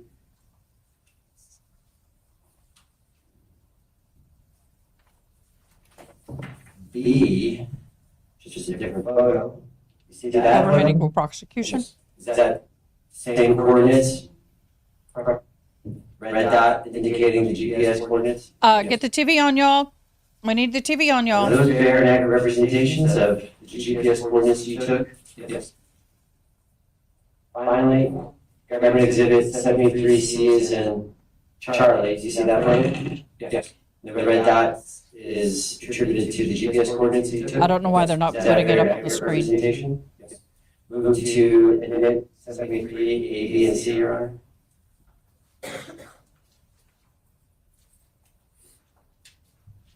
I just need clarification, Your Honor, I'm looking at the states exhibit and something kind of seem to match what, the presented. I'm just confused what they are. I don't know why they're not putting it up. I think that lady is with the law and crime, or she works for the court. I don't know, but she's been running all over the place. This is the first witness we're seeing fully. The prosecution started. We were not, law and crime did not start, so this is the first witness we're seeing from beginning to end. Just leave it the way it's 73. If you're just joining me, thank you so much. I'm Ada K. Brown, and we are watching the ranch trial of George Kelly, accused of killing an immigrant on his property. He lives in Arizona. His property is within a mile or so of the Mexican border. He is 75 now. He was 73 at the time of the incident. The lady you see here, follow my arrow in the black, white, and somewhat periodic red marks. She and the lady next to her are Spanish interpreters. I will be following this trial from beginning to end here on FaceTime and on YouTube. Today has started a little interesting. Trial did not start viewing live until the cross-examination in the middle of that for the first witness. So I feel like we're just starting, even though it's been going since 11 o'clock our time. They did take a little 15-minute break. Once again, if you have any questions or comments, please comment, like, and subscribe. And today is my birthday. So I've had to pop off screen and take a few phone calls from my loved ones. Please don't be offended if I do so. Were you able to see the photos on your screen? Oh, he's already passed the witness. And did you mark up these photos yourself? I plot them. I think they plot them. Okay, and then this based off of what, sir? What we use is Caltopo. What I use is Caltopo, so the mapping application, which allows us to mark and look up GPS coordinates. How did you, on that date, have to start with something accurate to make it marked up? I just don't understand, how did you get the coordinates at that date? So when I relieved Sergeant Rodriguez, I stood next to the body with my application, which has a GPS on it, there's a button where I press and it gives me my exact location. Then I'm able to mark that location into there's layers, map templates on how I have it, and this gets recorded. So that's how.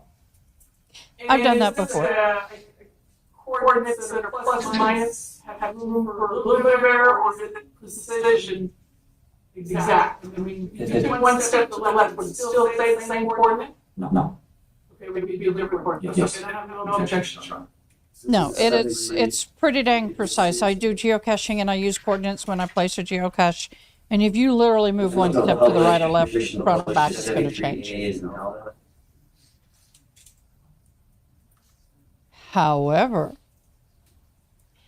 73A is now, you recognize that photo, right? I got to pause this for a second. The next question I would ask, were you standing at the head of the body, the foot of the body? Were you straddling the body? Were you straddling where the gunshot wound was on the body? Where around the body were you? Were you foot to the right, foot to the left? You were not actually where the body was. Or you would be standing on the body. Were you straddling the body and took the coordinates? I doubt it. That would be something I would ask in cross-examination. Where in conjunction with the body were you, and how do you equate or adjust for that factor?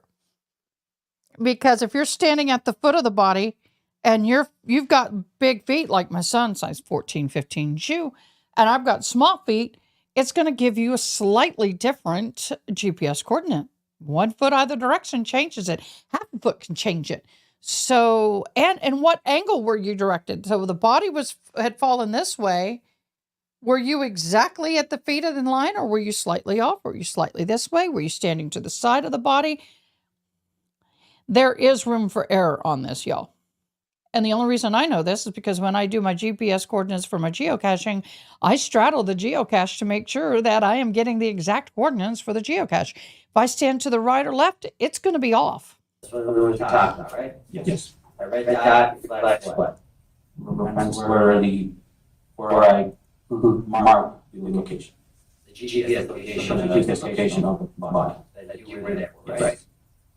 So he took it looking towards the house. But that doesn't matter what way you're looking. It's to the side, front, and back, or above the body that you need to be worried about. Not if you're facing south and the body's facing north. You need to, I think the best way to do it would be straddling the body in order to get the most accurate. Otherwise, you're going to be off. My own humble opinion. I've played around with this. I've done some fun things using coordinates and GPS locations, treasure hunts and stuff. And I have been on multiple crime scenes and I have seen how they do it. 1 second around, I'm gonna Was the body, if the body was there when he did it, I'm sure it was because he was on scene, so. I'm being devil's advocate. I'm not for or against any side.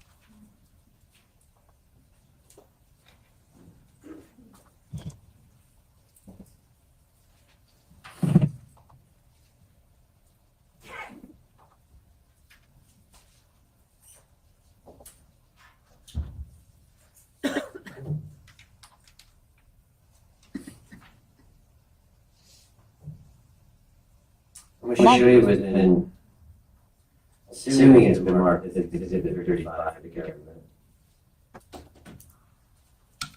Sorry about that, Em. Just us.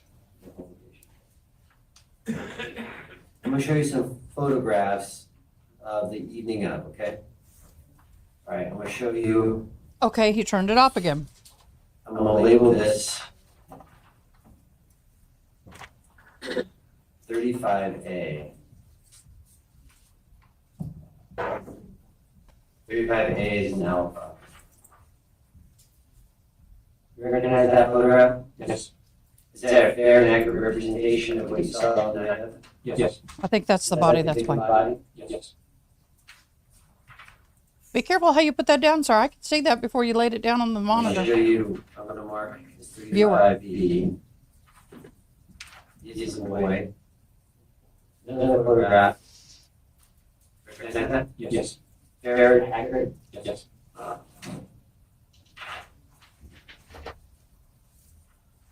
show you what's marked as, see exhibit C as in Charlie. Upside down or? Upside down. Is it fair and accurate representation? Yes. Show you it's marked 35D.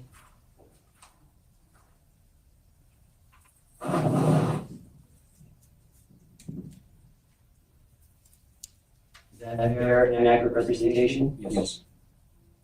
You were on scene, right? Correct. You watched over the victim's body for what seemed approximately 4 hours, right? From 7:24 to 1:30. Oh, more than that. More than that. 6 hours. Somewhere around. Which shows the marked exhibit 35D is an echo. Do you see that photo? Yes. Fair and accurate? Yes.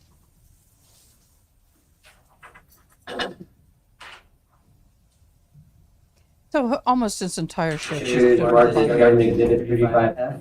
As in Frank. Recognize that photo? Yes. Fair and accurate? Yes.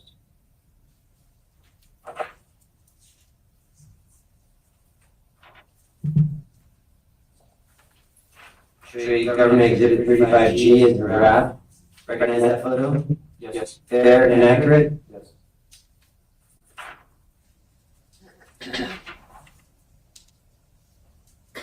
Show you government exhibit 35H as in house. Fair, you recognize that photo?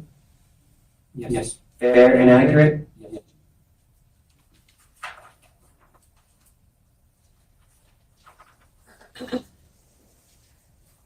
I'll show you government exhibit 35I as in indigo. You recognize that photo? Yes. Fair and accurate? Yes. Just housekeeping. Just a few more. Show you government exhibit 35J as in Jenga. Recognize that photo? Yes. Fair and accurate?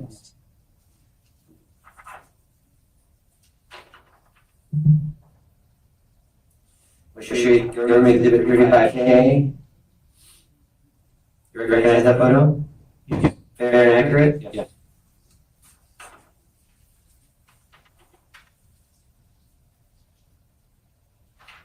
I'm going to show you government exhibit 35L as Lima.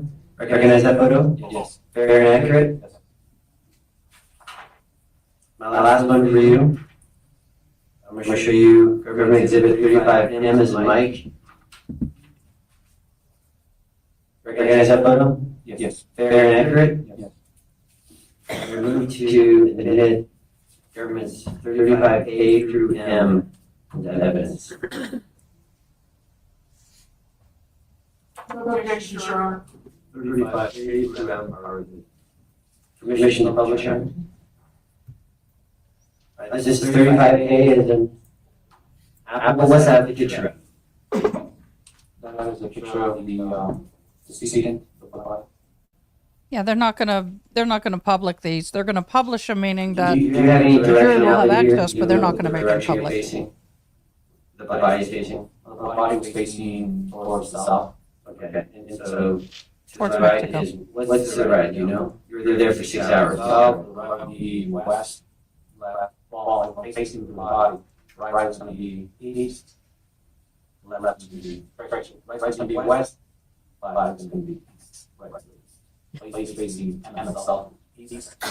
He was laying there southeast, Where headed is the southeast. other residence in relationship to the body? The residence from the body was, well, the body from the Kelly residence, backyard of the Kelly residence was somewhere southeast. Look at the photo, look at the photo. Where's the house? Towards, forward, a little bit north of it to the west. Can we just, is it to the right, left, up or down? This is gonna get confusing, y'all. It's perspective. Bodies, the house is going to be a little bit forward from the feet and to the Perspective. right. To the right. Hello, thank you for joining me. I appreciate you watching. I'll be right there. I'll show you exhibit 35B as a boy. That's another photograph of the victim's body. Yes. We're seeing the legs, right? We see the torso to the left. Yes. We see the boots and the pants, right? Yes.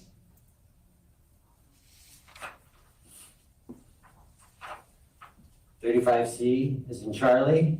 What's that photograph of? The upper torso of the decedent man who was with his backpack. And that, what color, Camel. no, what color shirt is that? It was kind of bluish, greenish type color. And the color of the pants? Khaki. And what color of the backpack? Was a camouflage. And where's that backpack on him?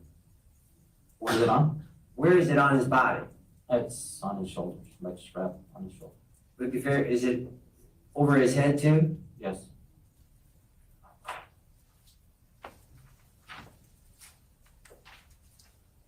D is in David. Another photograph of the body, right? Yes. That shows from a different angle. Yes.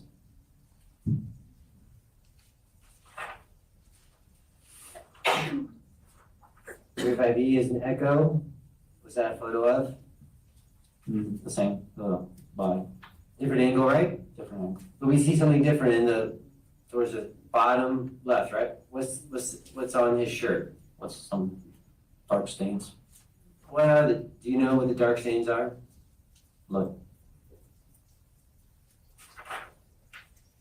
I'm going to show you exhibit 35F as in Frank. Another photograph, a different angle, right? Right.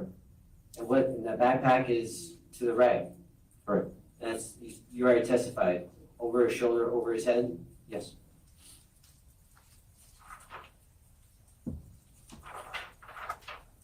G is in giraffe. Another photograph, right? Yes, on the feet. How tall is that grass, by the way? Probably a couple feet. Couple feet, right? You're from Arizona, right? Yes. From the area here? Yes. That grass is common in southern Arizona? Yes. If someone were to crouch down and hide, it would be easy to hide in that kind of grass? Yes. If you're looking for something in that kind of grass, would it be easy to miss something? Okay. 35H. What's that a photograph of? Of the blood stain. Close up, right? Yes. And we have, just so we orient ourselves, we see the backpack to the right. Right? Yes. There's a strap of some sort. You can draw on your monitor too. There's a strap. Hold on. I'm highlighting the strap right here. You see that? Yes. Do you know if he had also a fanny pack? Yes. All right. Would you know? Do you have any recollection if that's a strap of the fanny pack? I don't. Okay. And then we've got some kind of antenna, something over here. Okay. See that? Do you recall what that is? Yes, already. Radio.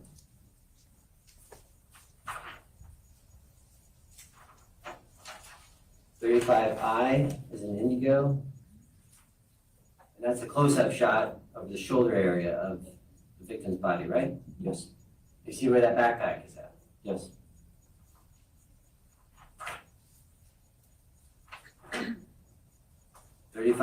J as in Jenga. That's a close-up photo of the radio, right? Right.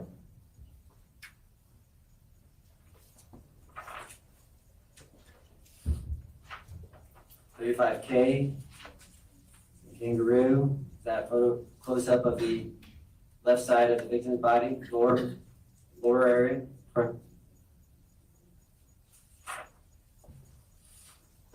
And 35L is in Lima. Close-up of his right leg. Yes. And finally, we have 35M as in Mike. That's a close-up of the left leg. Right.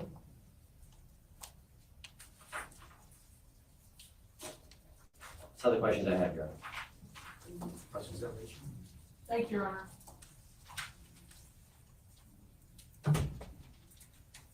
Good morning. Come on. do you get addressed by Deputy Felix, or how do we address you? Oh, man. You don't want me to say, hey, you, do you? Deputy Corporal. Deputy? Corporal? You're a corporal? All right. So how long at this time have you been, since you went to the academy? How long? Yes, sir. I went to 2005. 2005. September 2005, that's when. And when you were in the academy, you are trained to handle different situations, including crime scenes. Is that right? Correct. Okay. And when you got to the scene, you were not the first officer guarding the body, were you? No. And who was guarding it first, to your knowledge? Sergeant Omar Rodriguez. Now, when you go to a crime scene, what's your job as an officer guarding that particular location? What would your job be? To not allow anybody, any unauthorized people to go over there and touch, tamper with the body itself. So are you allowed to touch and tamper? No. So when you say touch it or whatever, you're really making sure no one touches, moves, alters, does anything until the right people get to the scene. Is that right? Correct. And what type of right people would that be? Our investigators. Crime investigators. Who were your crime investigators? Well, the people that got there was, at the time, Joseph Bunting, Jorge Inza, Alonso Flores, and Mario Barba. What's the last one? Mario Barba. Okay, but usually the lead detective is not necessarily the one that's working the crime scene. Who is designated to work the actual crime scene? To your knowledge on this date, was January 30th going into the 31st. Who took photographs? Yeah, Alonso Flores. Flores? Who analyzed the body and positioning and drew maps and all that stuff? Who was doing that? I believe Alonso Flores and Mario Barba over there.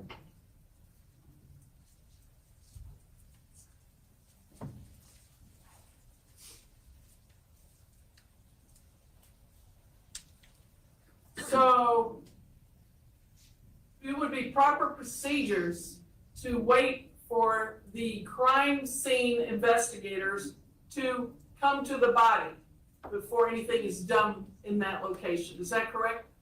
Correct.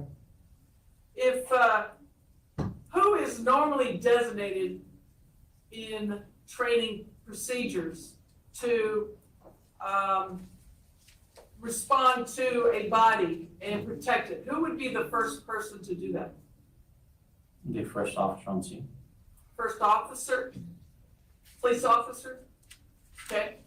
And is it proper procedures to also have some kind of log of who enters the location and leaves the location of a crime scene? Yes, Are you aware of that being done? I believe so. Okay. Do you know who did it? I'm not 100% sure, but I think it was Deputy Lopez.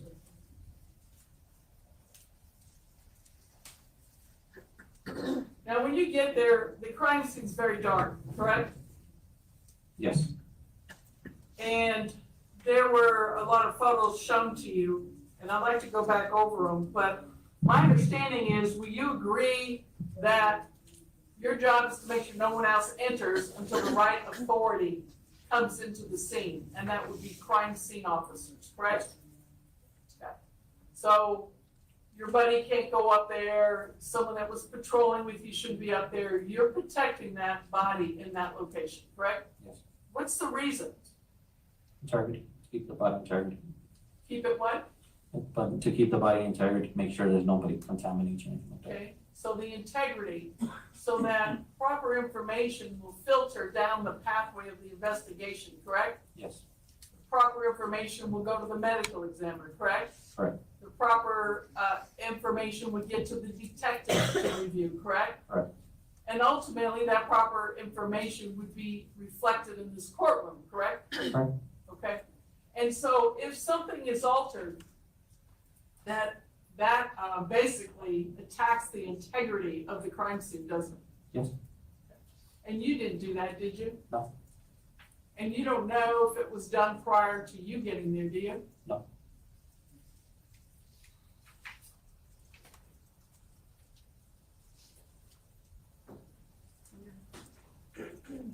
Is there, you just, 35 was there.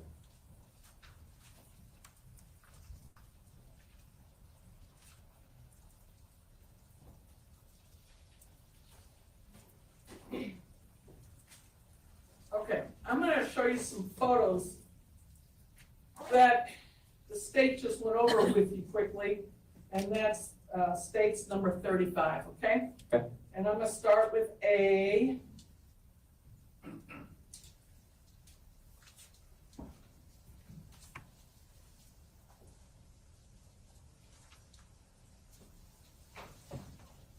Hey guys, I am still here. I had a very sweet visitor, my besties, Tracy and Doug.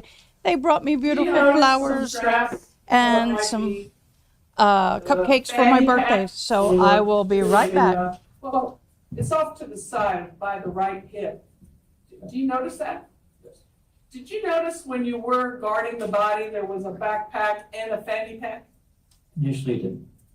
Pardon? Initially it didn't. What does that mean? When I got there, I just saw the body. I didn't see the fanny pack until it was removed. Until it was removed? Well, it was once CAD got there and started checking the body. So these photos are after removed? These are first. These photos are before. Before it was removed. But do you see this thing running along the side of the body here? Yes. Okay? Where it's marked with a red dot. Okay. I erased it. No, it's fine. So that appears to be a fanny pack, correct? Would you agree? Could be. Okay. And a fanny pack is usually worn on your body. Would you agree? Typically, yes. And there is some photos that you may or may not be aware of, but fanny packs are often now worn on the front of your chest. It's the common youthful way of wearing a fanny pack. Have you seen that out there before? I have. Okay. And does that appear that this fanny pack is being worn at this moment? No. Did you take it off the body? No. Do you know who took it off the body? No. So if a person's traveling in this terrain, he's probably wearing whatever he has on him. His fanny pack, his backpack, would you agree? If you're hiking? Typically, Yes. And so you have no idea why this fanny pack is to the side? No. You don't have any idea if someone tried to rob him of the contents of this fanny pack, do you? No.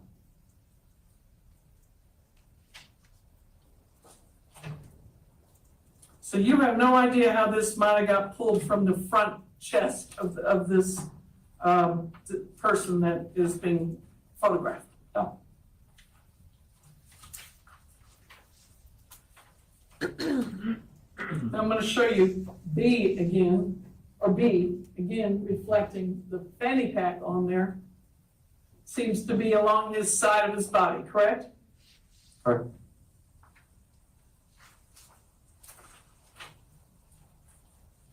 Now, you didn't take these photos, in all fairness, correct? No. But you did see this person laying there, Yes. as reflected by the photos. Yes. And I'm going to show you what is now C, I believe, 35C.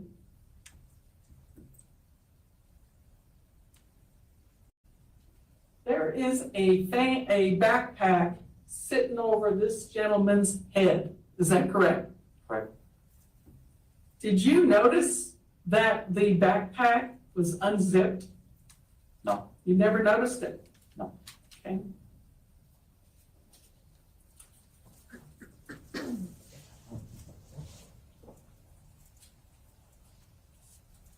Let me show you some photos that are not in the state's photos, may be similar or some may be duplicative. But I'm going to show you Defense Exhibit SS, and I'm going to let the state see it.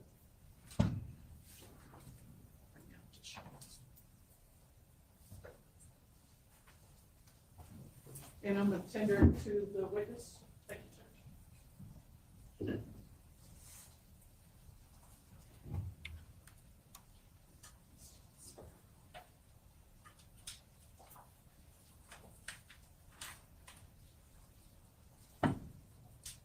Okay, now, does this look like the same person in the photos that you are seeing that have already been published?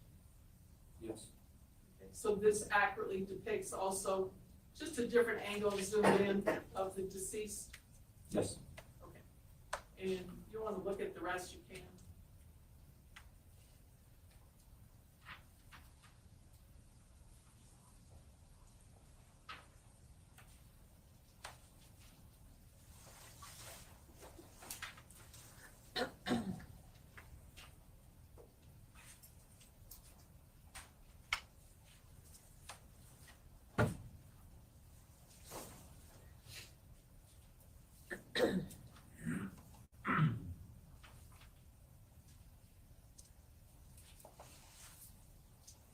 Have you had a chance to review these photos? Yes. That defense is marked as SS. Do these photos also accurately depict the body as you saw it? Yes.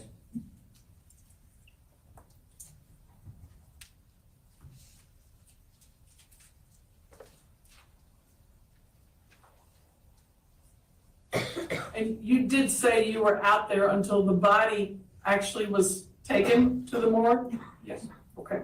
So you did watch or observe crime scene, take some of these photos? Yes.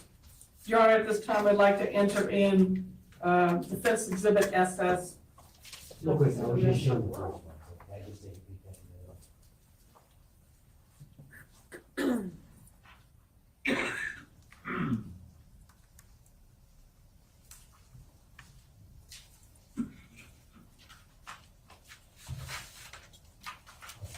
no objection. Exhibit SS is admitted. Permission to publish. Now, we're gonna have to get past this. I apologize that we have to look a little more closer to a face. But if this is important, and this is Exhibit A, and I'm more directing more in all respect. Not gonna work face.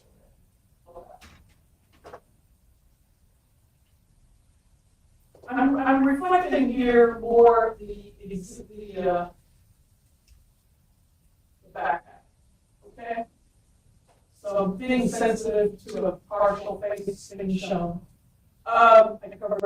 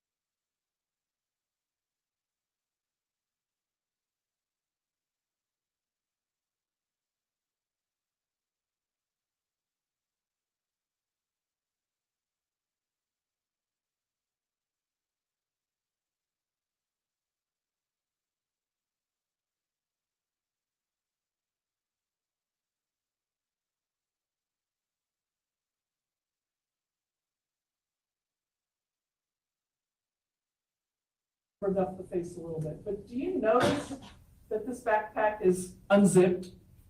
Yes. Okay. My best You friend came notice by and gave me a bunch of it stuff. appears to be I'll call you later. unbuckled. Yes. You didn't unzip it, did you? No. You didn't raise it above his head, did you? No. You didn't see any other officers did it because you were guarding on your watch, right? Yes, ma'am. And you never heard about anyone else doing it up to this point, right? No. While you were there, were you still waiting for someone to start taking these photos? Yes. Okay, so they came after you took over and guarded? Yes. And again, the person that was guarding it first was whom? Sergeant Omar Rodriguez.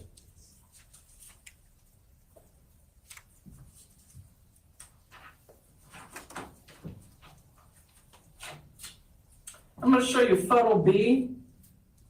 Defense exhibit, again, still on SS. We're still looking at the backpack, or the fanny pack off to the side, right? Yes.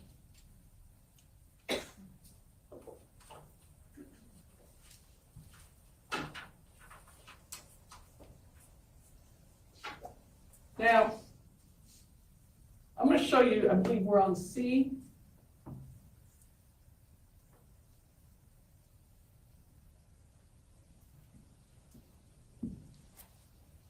I want to point to the board up here. You see the backpack? Yes. Is the head positioned a little bit underneath that backpack at this time? And we're gonna go back to the state's exhibit for comparison. Or, actually, this is mine.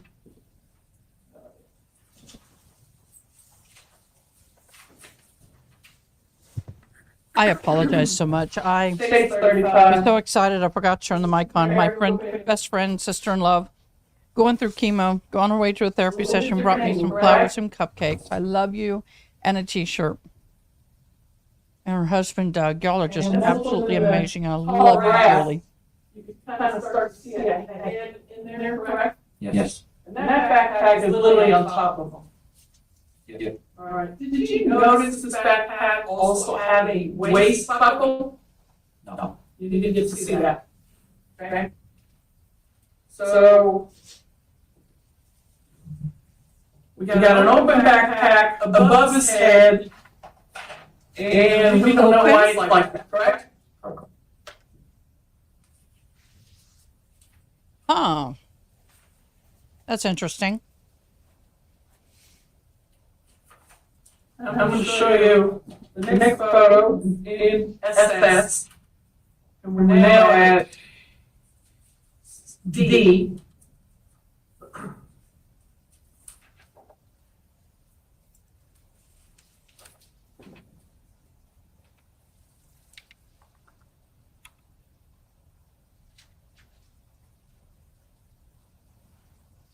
The victim carried a fanny pack across his Once body, again, we've got evident in a lot of different photos on angles the of victim's phone. backpack reflected over his head because you could clearly see the bottom half of the subject and his back. Clearly away from the backpack, correct? Correct. Not in a normal position, would you agree? No. No, I don't agree, or no, it's not normal. You need clarification. Grab him. Come on. Follow up.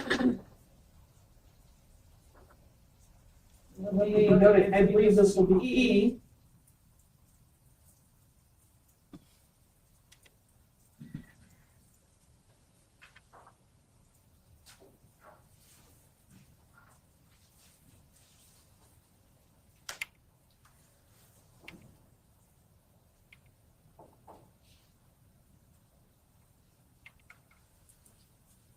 Now, at some point, we got a cut strap, correct? Looks like. And then that is the backpack still, right? Camouflaged? Yes. Or is this the fanny pack? Can you tell? I can't tell. It looks like a Okay.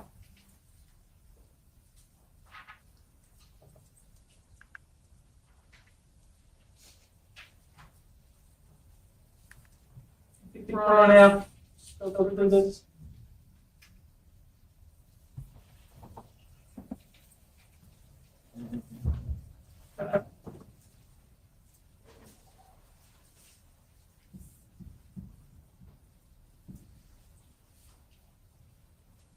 You can see the belt line of the disease. He seems to have a belt on or something, right? Looks like it.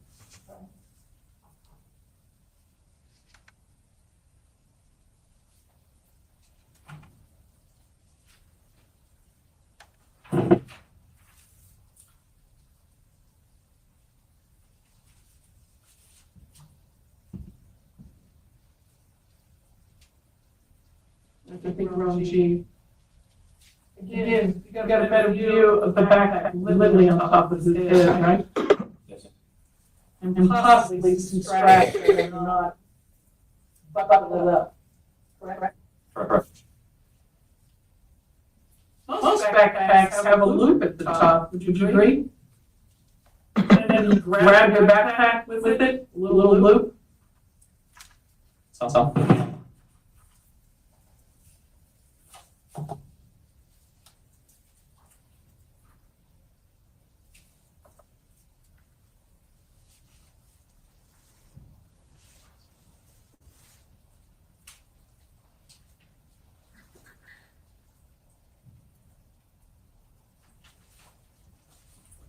Did you observe crime scene once they did get there? Did you kind of hang out there with them? Yes, they did. Okay. Did you observe them rummaging through his personal effects? I believe they would take photographs of the interview and that. So let me show you the last one in here of this grouping.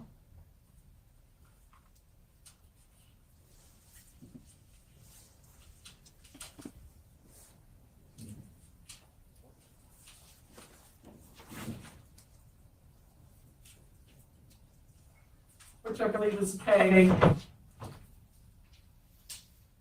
Here's that crime scene, and I'm sure you're going to say this is not you, right? You're not doing this.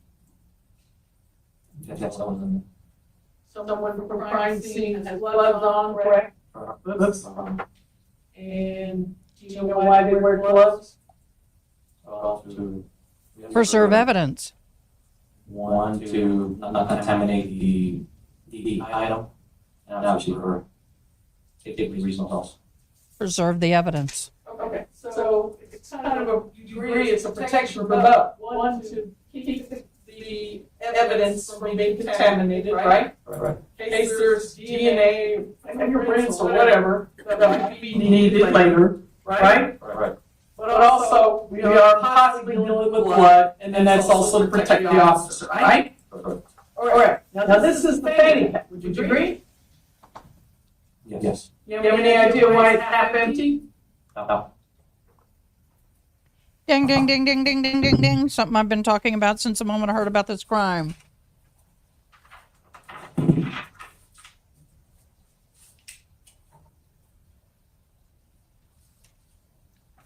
When I brought up earlier before she started asking more questions, I'm going to pause this real quick. Okay, so in the opening statements, it was brought up that the sheriff's department was able to download images from the victim's phone. And in all images, he had a fanny pack across his body. Okay, I got it delivered. I'll be right back.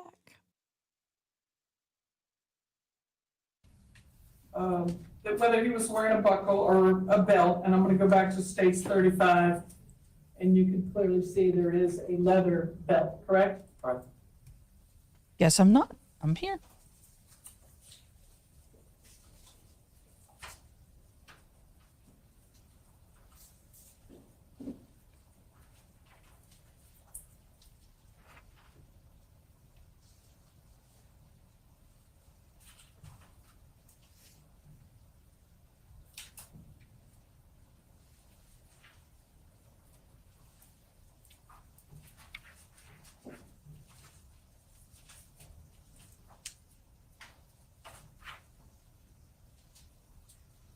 So in all of this, really, you have a victim who has evidence of always having a camouflage backpack and a fanny pack.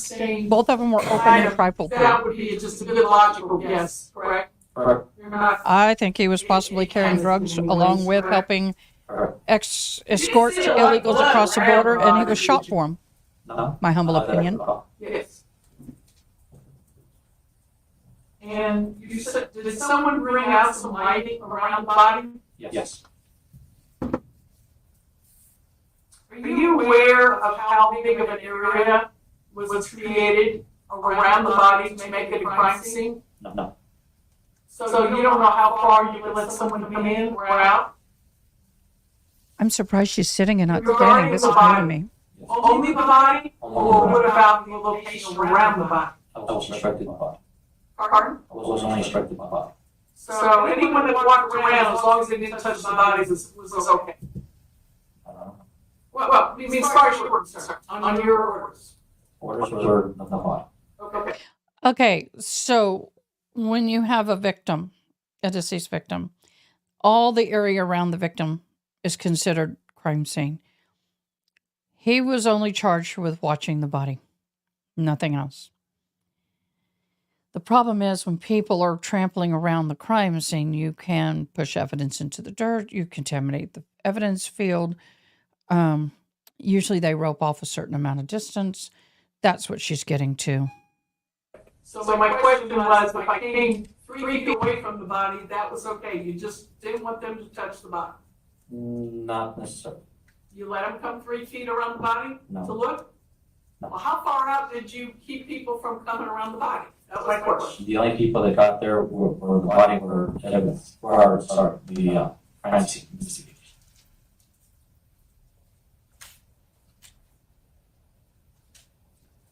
Were you aware that there were dogs all around the body? I had no ATF out there. Place. So you didn't see the homeowner's dogs at all? No. My little service dog came in. Not little, but you know what I mean. You would admit, though, if you were the first officer at the scene, which you were not on this day, but if you were, based on your training, and a body was discovered, you would first look to see if the person needed medical care. Yes. And if they did, you would have protected the body and waited for crime scene. Can you repeat that?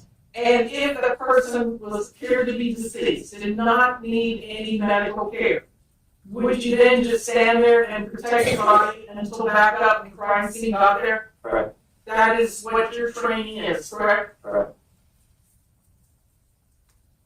So you wouldn't personally touch the body. No. Ooh, somebody may have touched the body. Other than to check for pulse. Redirect. For those of you who may not understand, the Recency. for those of you who are new to court or may not have been in court, the person who brings the witness, i.e. the prosecution, questions the witness. The defense gets to question the defense, cross-examine. Then it's a redirect, meaning the prosecution can go again, but they can only ask questions pertaining to the redirect. Sometimes they sneak things in. Last question pertained to who was around the body or who you allowed to be around the body. Remember those questions? Yes. Is this an urban area or a rural area? The The rural area? No one's around, right? Yes. There's no one mulling around the area. The only people there are you and then CID comes. Yes. So there's no one to guard off from contaminating the area, is there? Not necessarily true. Officers have contaminated the areas before. There have been people who blindlessly walk up to somebody guarding a body and say, "Oh, I got a question," and they go right through the crime scene. It's still going around. Just because you got a badge doesn't mean that you can't cross-contaminate a crime scene. Hello?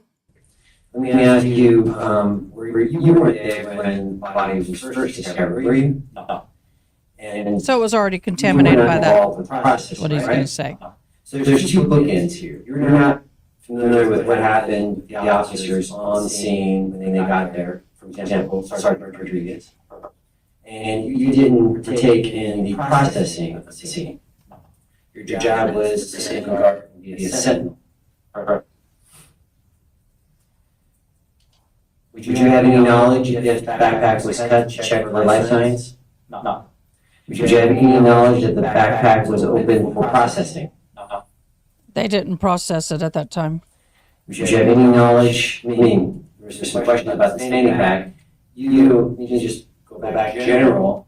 You're not aware of everyone's proclivity of how to wear a fanny pack, are you? Or you're not aware if the fanny pack was attached to the backpack, are you? Instead of being around him, it was attached to the backpack. You're not aware of that, are you? No. Problem is You there wouldn't have many comment or opinion photos about of what the may or may not victim be wearing in the backpack fanny or pack in a fanny very pack, do you? specific manner. He's trying to get ahead of that. But both fanny pack and backpack are open. That means You he's been didn't take trampled these through. photos, did you? No. Some of these photos were, you don't know if they were before or after you.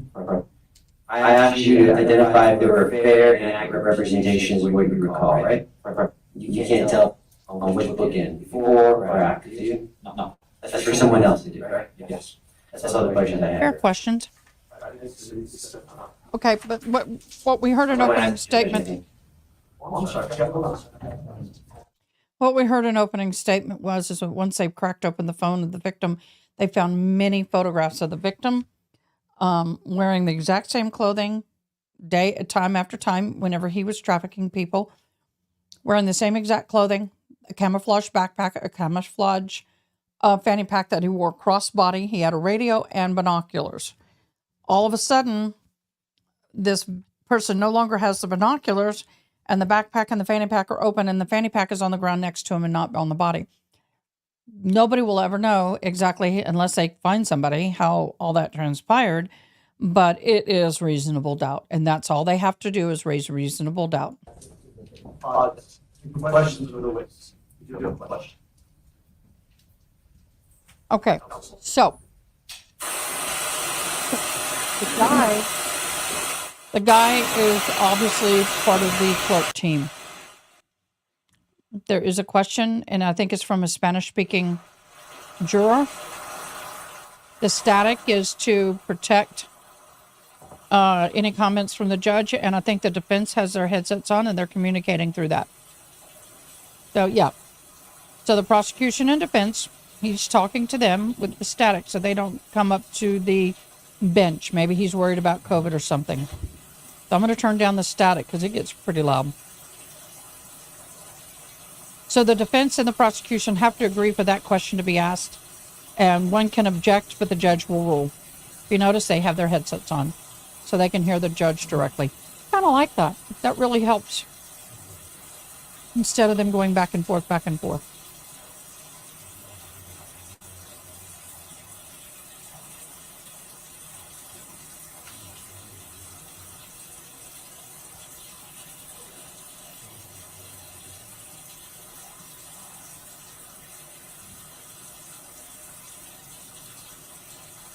Oh, that's rain and static. Oh, that's more relaxing than straight static.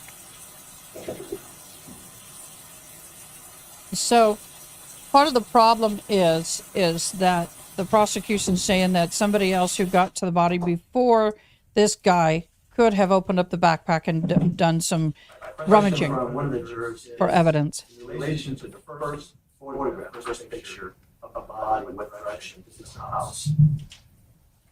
I Okay. think the lawyers Clarification. refers to it's a 35 What you was marked as government exhibit 35 days and out. You recall that paragraph? So, is that the photograph, juror number 10 that you are referring to? You would like to know what direction it's house? Yes. All right. Do you know what it is? Perspective. Body faces in the south direction. So looking at like I'm looking at what you do. The house is going to be to the right. From his perspective, not from a map perspective. Question, clerk, So we're just going to have to, Jerry's going to have to look at the photo to figure that out. Same one, just sit down.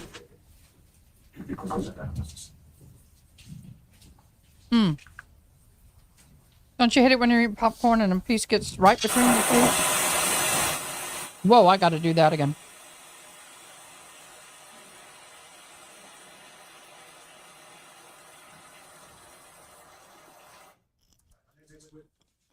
Okay, the defendant has to take off the... Okay, they're done. Next witness is a lengthy witness, so that's a very short witness. Might have a witness before lunch, but we're going to recess for lunch. It's 11:45. He's back. Okay, they recessed for lunch. I'm going to fast forward this. They are still on a lunch break. Hallelujah. Let's get some clarification that's gone on. Let me get me big again. Okay. Oh. It's kind of been a quiet, nothing aha. The only thing that I can think of that might be an aha is that the backpack and the fanny pack were open when this particular witness was guarding the body. I am not police. I am not in any legal capacity. Although I'd love to get a law degree. I'm just maybe too old for that. But I have been on crime scenes. I've been an emergency service chaplain. I've been a volunteer firefighter. I've been on a lot of scenes. I have seen a lot of stuff. And I'm questionable about some of the way things have appeared thus far to have been handled. As in with any scene, there's always measurements and markings. And what the prosecution is bringing up, that they have they put cones up where they believe the shooter was. They put cones around the body of the victim. And then they took measurements. And the gentleman on the stand, Mr. Felix, is his last name. I think his first name's Peter. Let me bring my binder up so I can read it. He was charged with keeping it safe. He also did the GPS coordinates of the deceased. I have issues with the coordinates because even as questioned, if you stand to the right or to the left, 1 foot in either direction, will it change the coordinates? And it does by a 0.00 or whatever, minimally, but it does. If the body is laying, Mr. Goat's going to be my body, and I'm going to hold him up. The head, the feet of a person laying on the ground, but I'm going to put it this way. If you're standing at the feet and you're taking coordinates, you go to the head and take a coordinates, they're going to be different because depending on the height of the victim.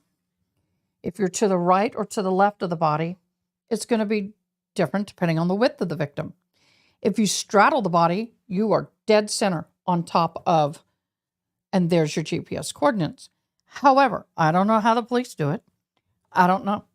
But he obviously did not get the coordinates from the center mass of the body. And depending on if you're standing, and then they tried to say, well, if you're standing at this coordinates and drew a straight line, you've got a clear view of the house all the way. No obstacles are in your way. Well, not necessarily true. Because if you're standing to the side of the body, on the left side, it may be a clear shot. If you stand to the center or right side, it may not be a clear shot. So I'm sure we're going to hear a whole lot more about that.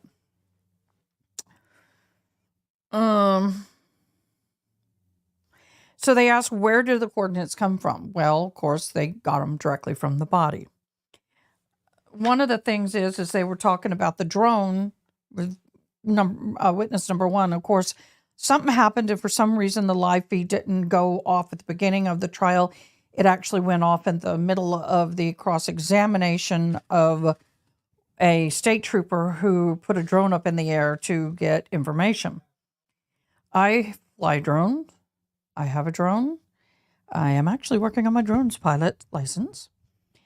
But one of the things that the defense attorney asked, I wish I knew her name, I'll have to pull it up, is did you take the drone and put it at eye level and get an image from eye level, from where the cones were to where the body was? He said, no. Did you fly the drone at eye level through that course? And he said, no, because there's too much debris field. It would risk damaging the drone. So he just got what's called the bird's eye view, which is directly above. Drones can legally go up to 300 feet above. I think it looked to me like most of the images were approximately 100 to between 100 and 200 feet above. I'm sure he had to go to the 300. Now, they could probably go over because they're law enforcement, but I can't go over 300 feet above whatever. If I'm on top of a building, I can go 300 feet above the building. If I'm standing on the ground in a valley, it's 300 feet from the ground, not from the cliff that's next to me. So you can get an idea of the topography of the land from the top, but you can't testify that there was a clear shot from the drone footage. It's just impossible. Part of the thing is that they showed an image, and she said, what are these dark things? And he goes, basically the shadows of the tree, depending on what time of day it is that the drone was up, the shadows shifted. So it's really hard for him to be able to say either one way. He's basically say, I just took the drone footage. I don't know anything else. One of the things that concerned me is that the body is found and Mr. Kelly and the dogs are around the body.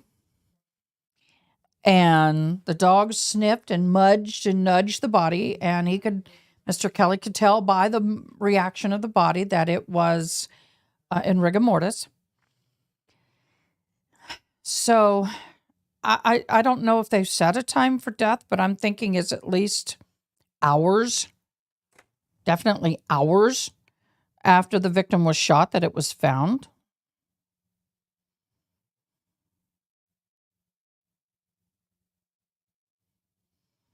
I'm kind of Googling.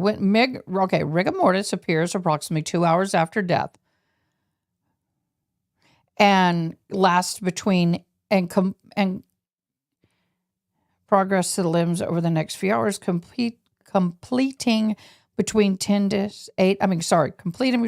to 8 hours after death. And it stays for another 12 hours. So 24 hours after time of death is when it disappears. So definitely within the window of the time that the defense says a gunshot was heard. So I'm curious to find out what time of death they put the body. I'm curious to find out how many officers were on scene, how many people were around the body before Mr. Felix was placed to guard the body. Apparently, she asked, the defense had asked, did they have a area around the body that was secured so nobody could go through it and interfere with any evidence that may have been there? You always want to keep that area cleared until it's processed. So that's where we are. I am going to come down on this. Let's look at some of the comments because there's a lot of comments.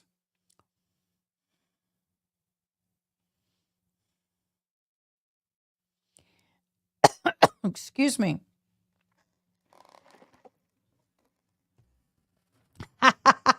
Kenny Smith, you're funny. He says, is a judge going to do a halftime show or is he working as an air traffic controller? The headsets are so they don't have to get up. I think they're kind of I notice they're keeping everybody standoffish. So I think that's just their protocol. They have the headsets so the judge can speak to the prosecution and the defense team without them coming up to the bench and getting real close and also speaking close to the witness. That's important too, because even though they have the static, sometimes the witnesses can't hear when they come up to the bench. Yeah, it does sound like running tap water. Mine's running tap water and static.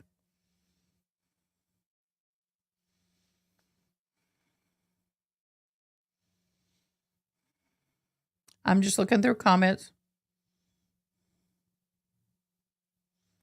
Oh no, I mixed up the lawyers. Is that really his defense attorney? Yep, that's his.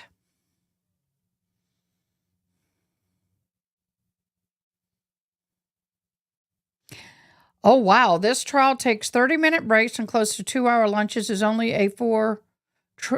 and is only in trial 4 days a week. What a waste, Arizona taxpayer money. Okay, Cindy B, thank you.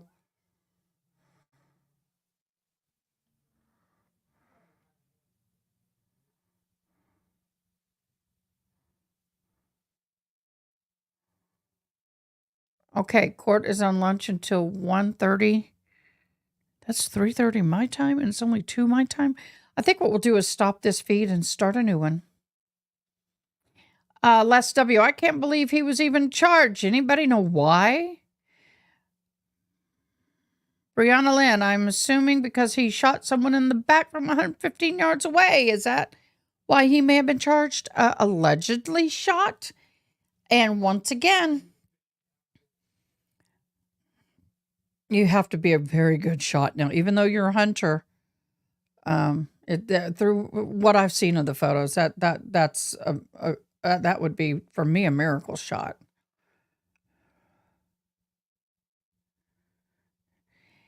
Okay, Zaza, he called LE and was dodgy, LE, lead investigator, and was dodgy and evasive about telling them what he found. He said he shot at them, shot up at the air, and the victim was shot in the back. Also, he was not Border Patrol and other reasons too. But just because he's charged doesn't mean he will be found guilty. Who knows what happened? Mary Fitz, Bunny, my mother taught at York. Oh, someone talking about a school. That's nothing to do with the case.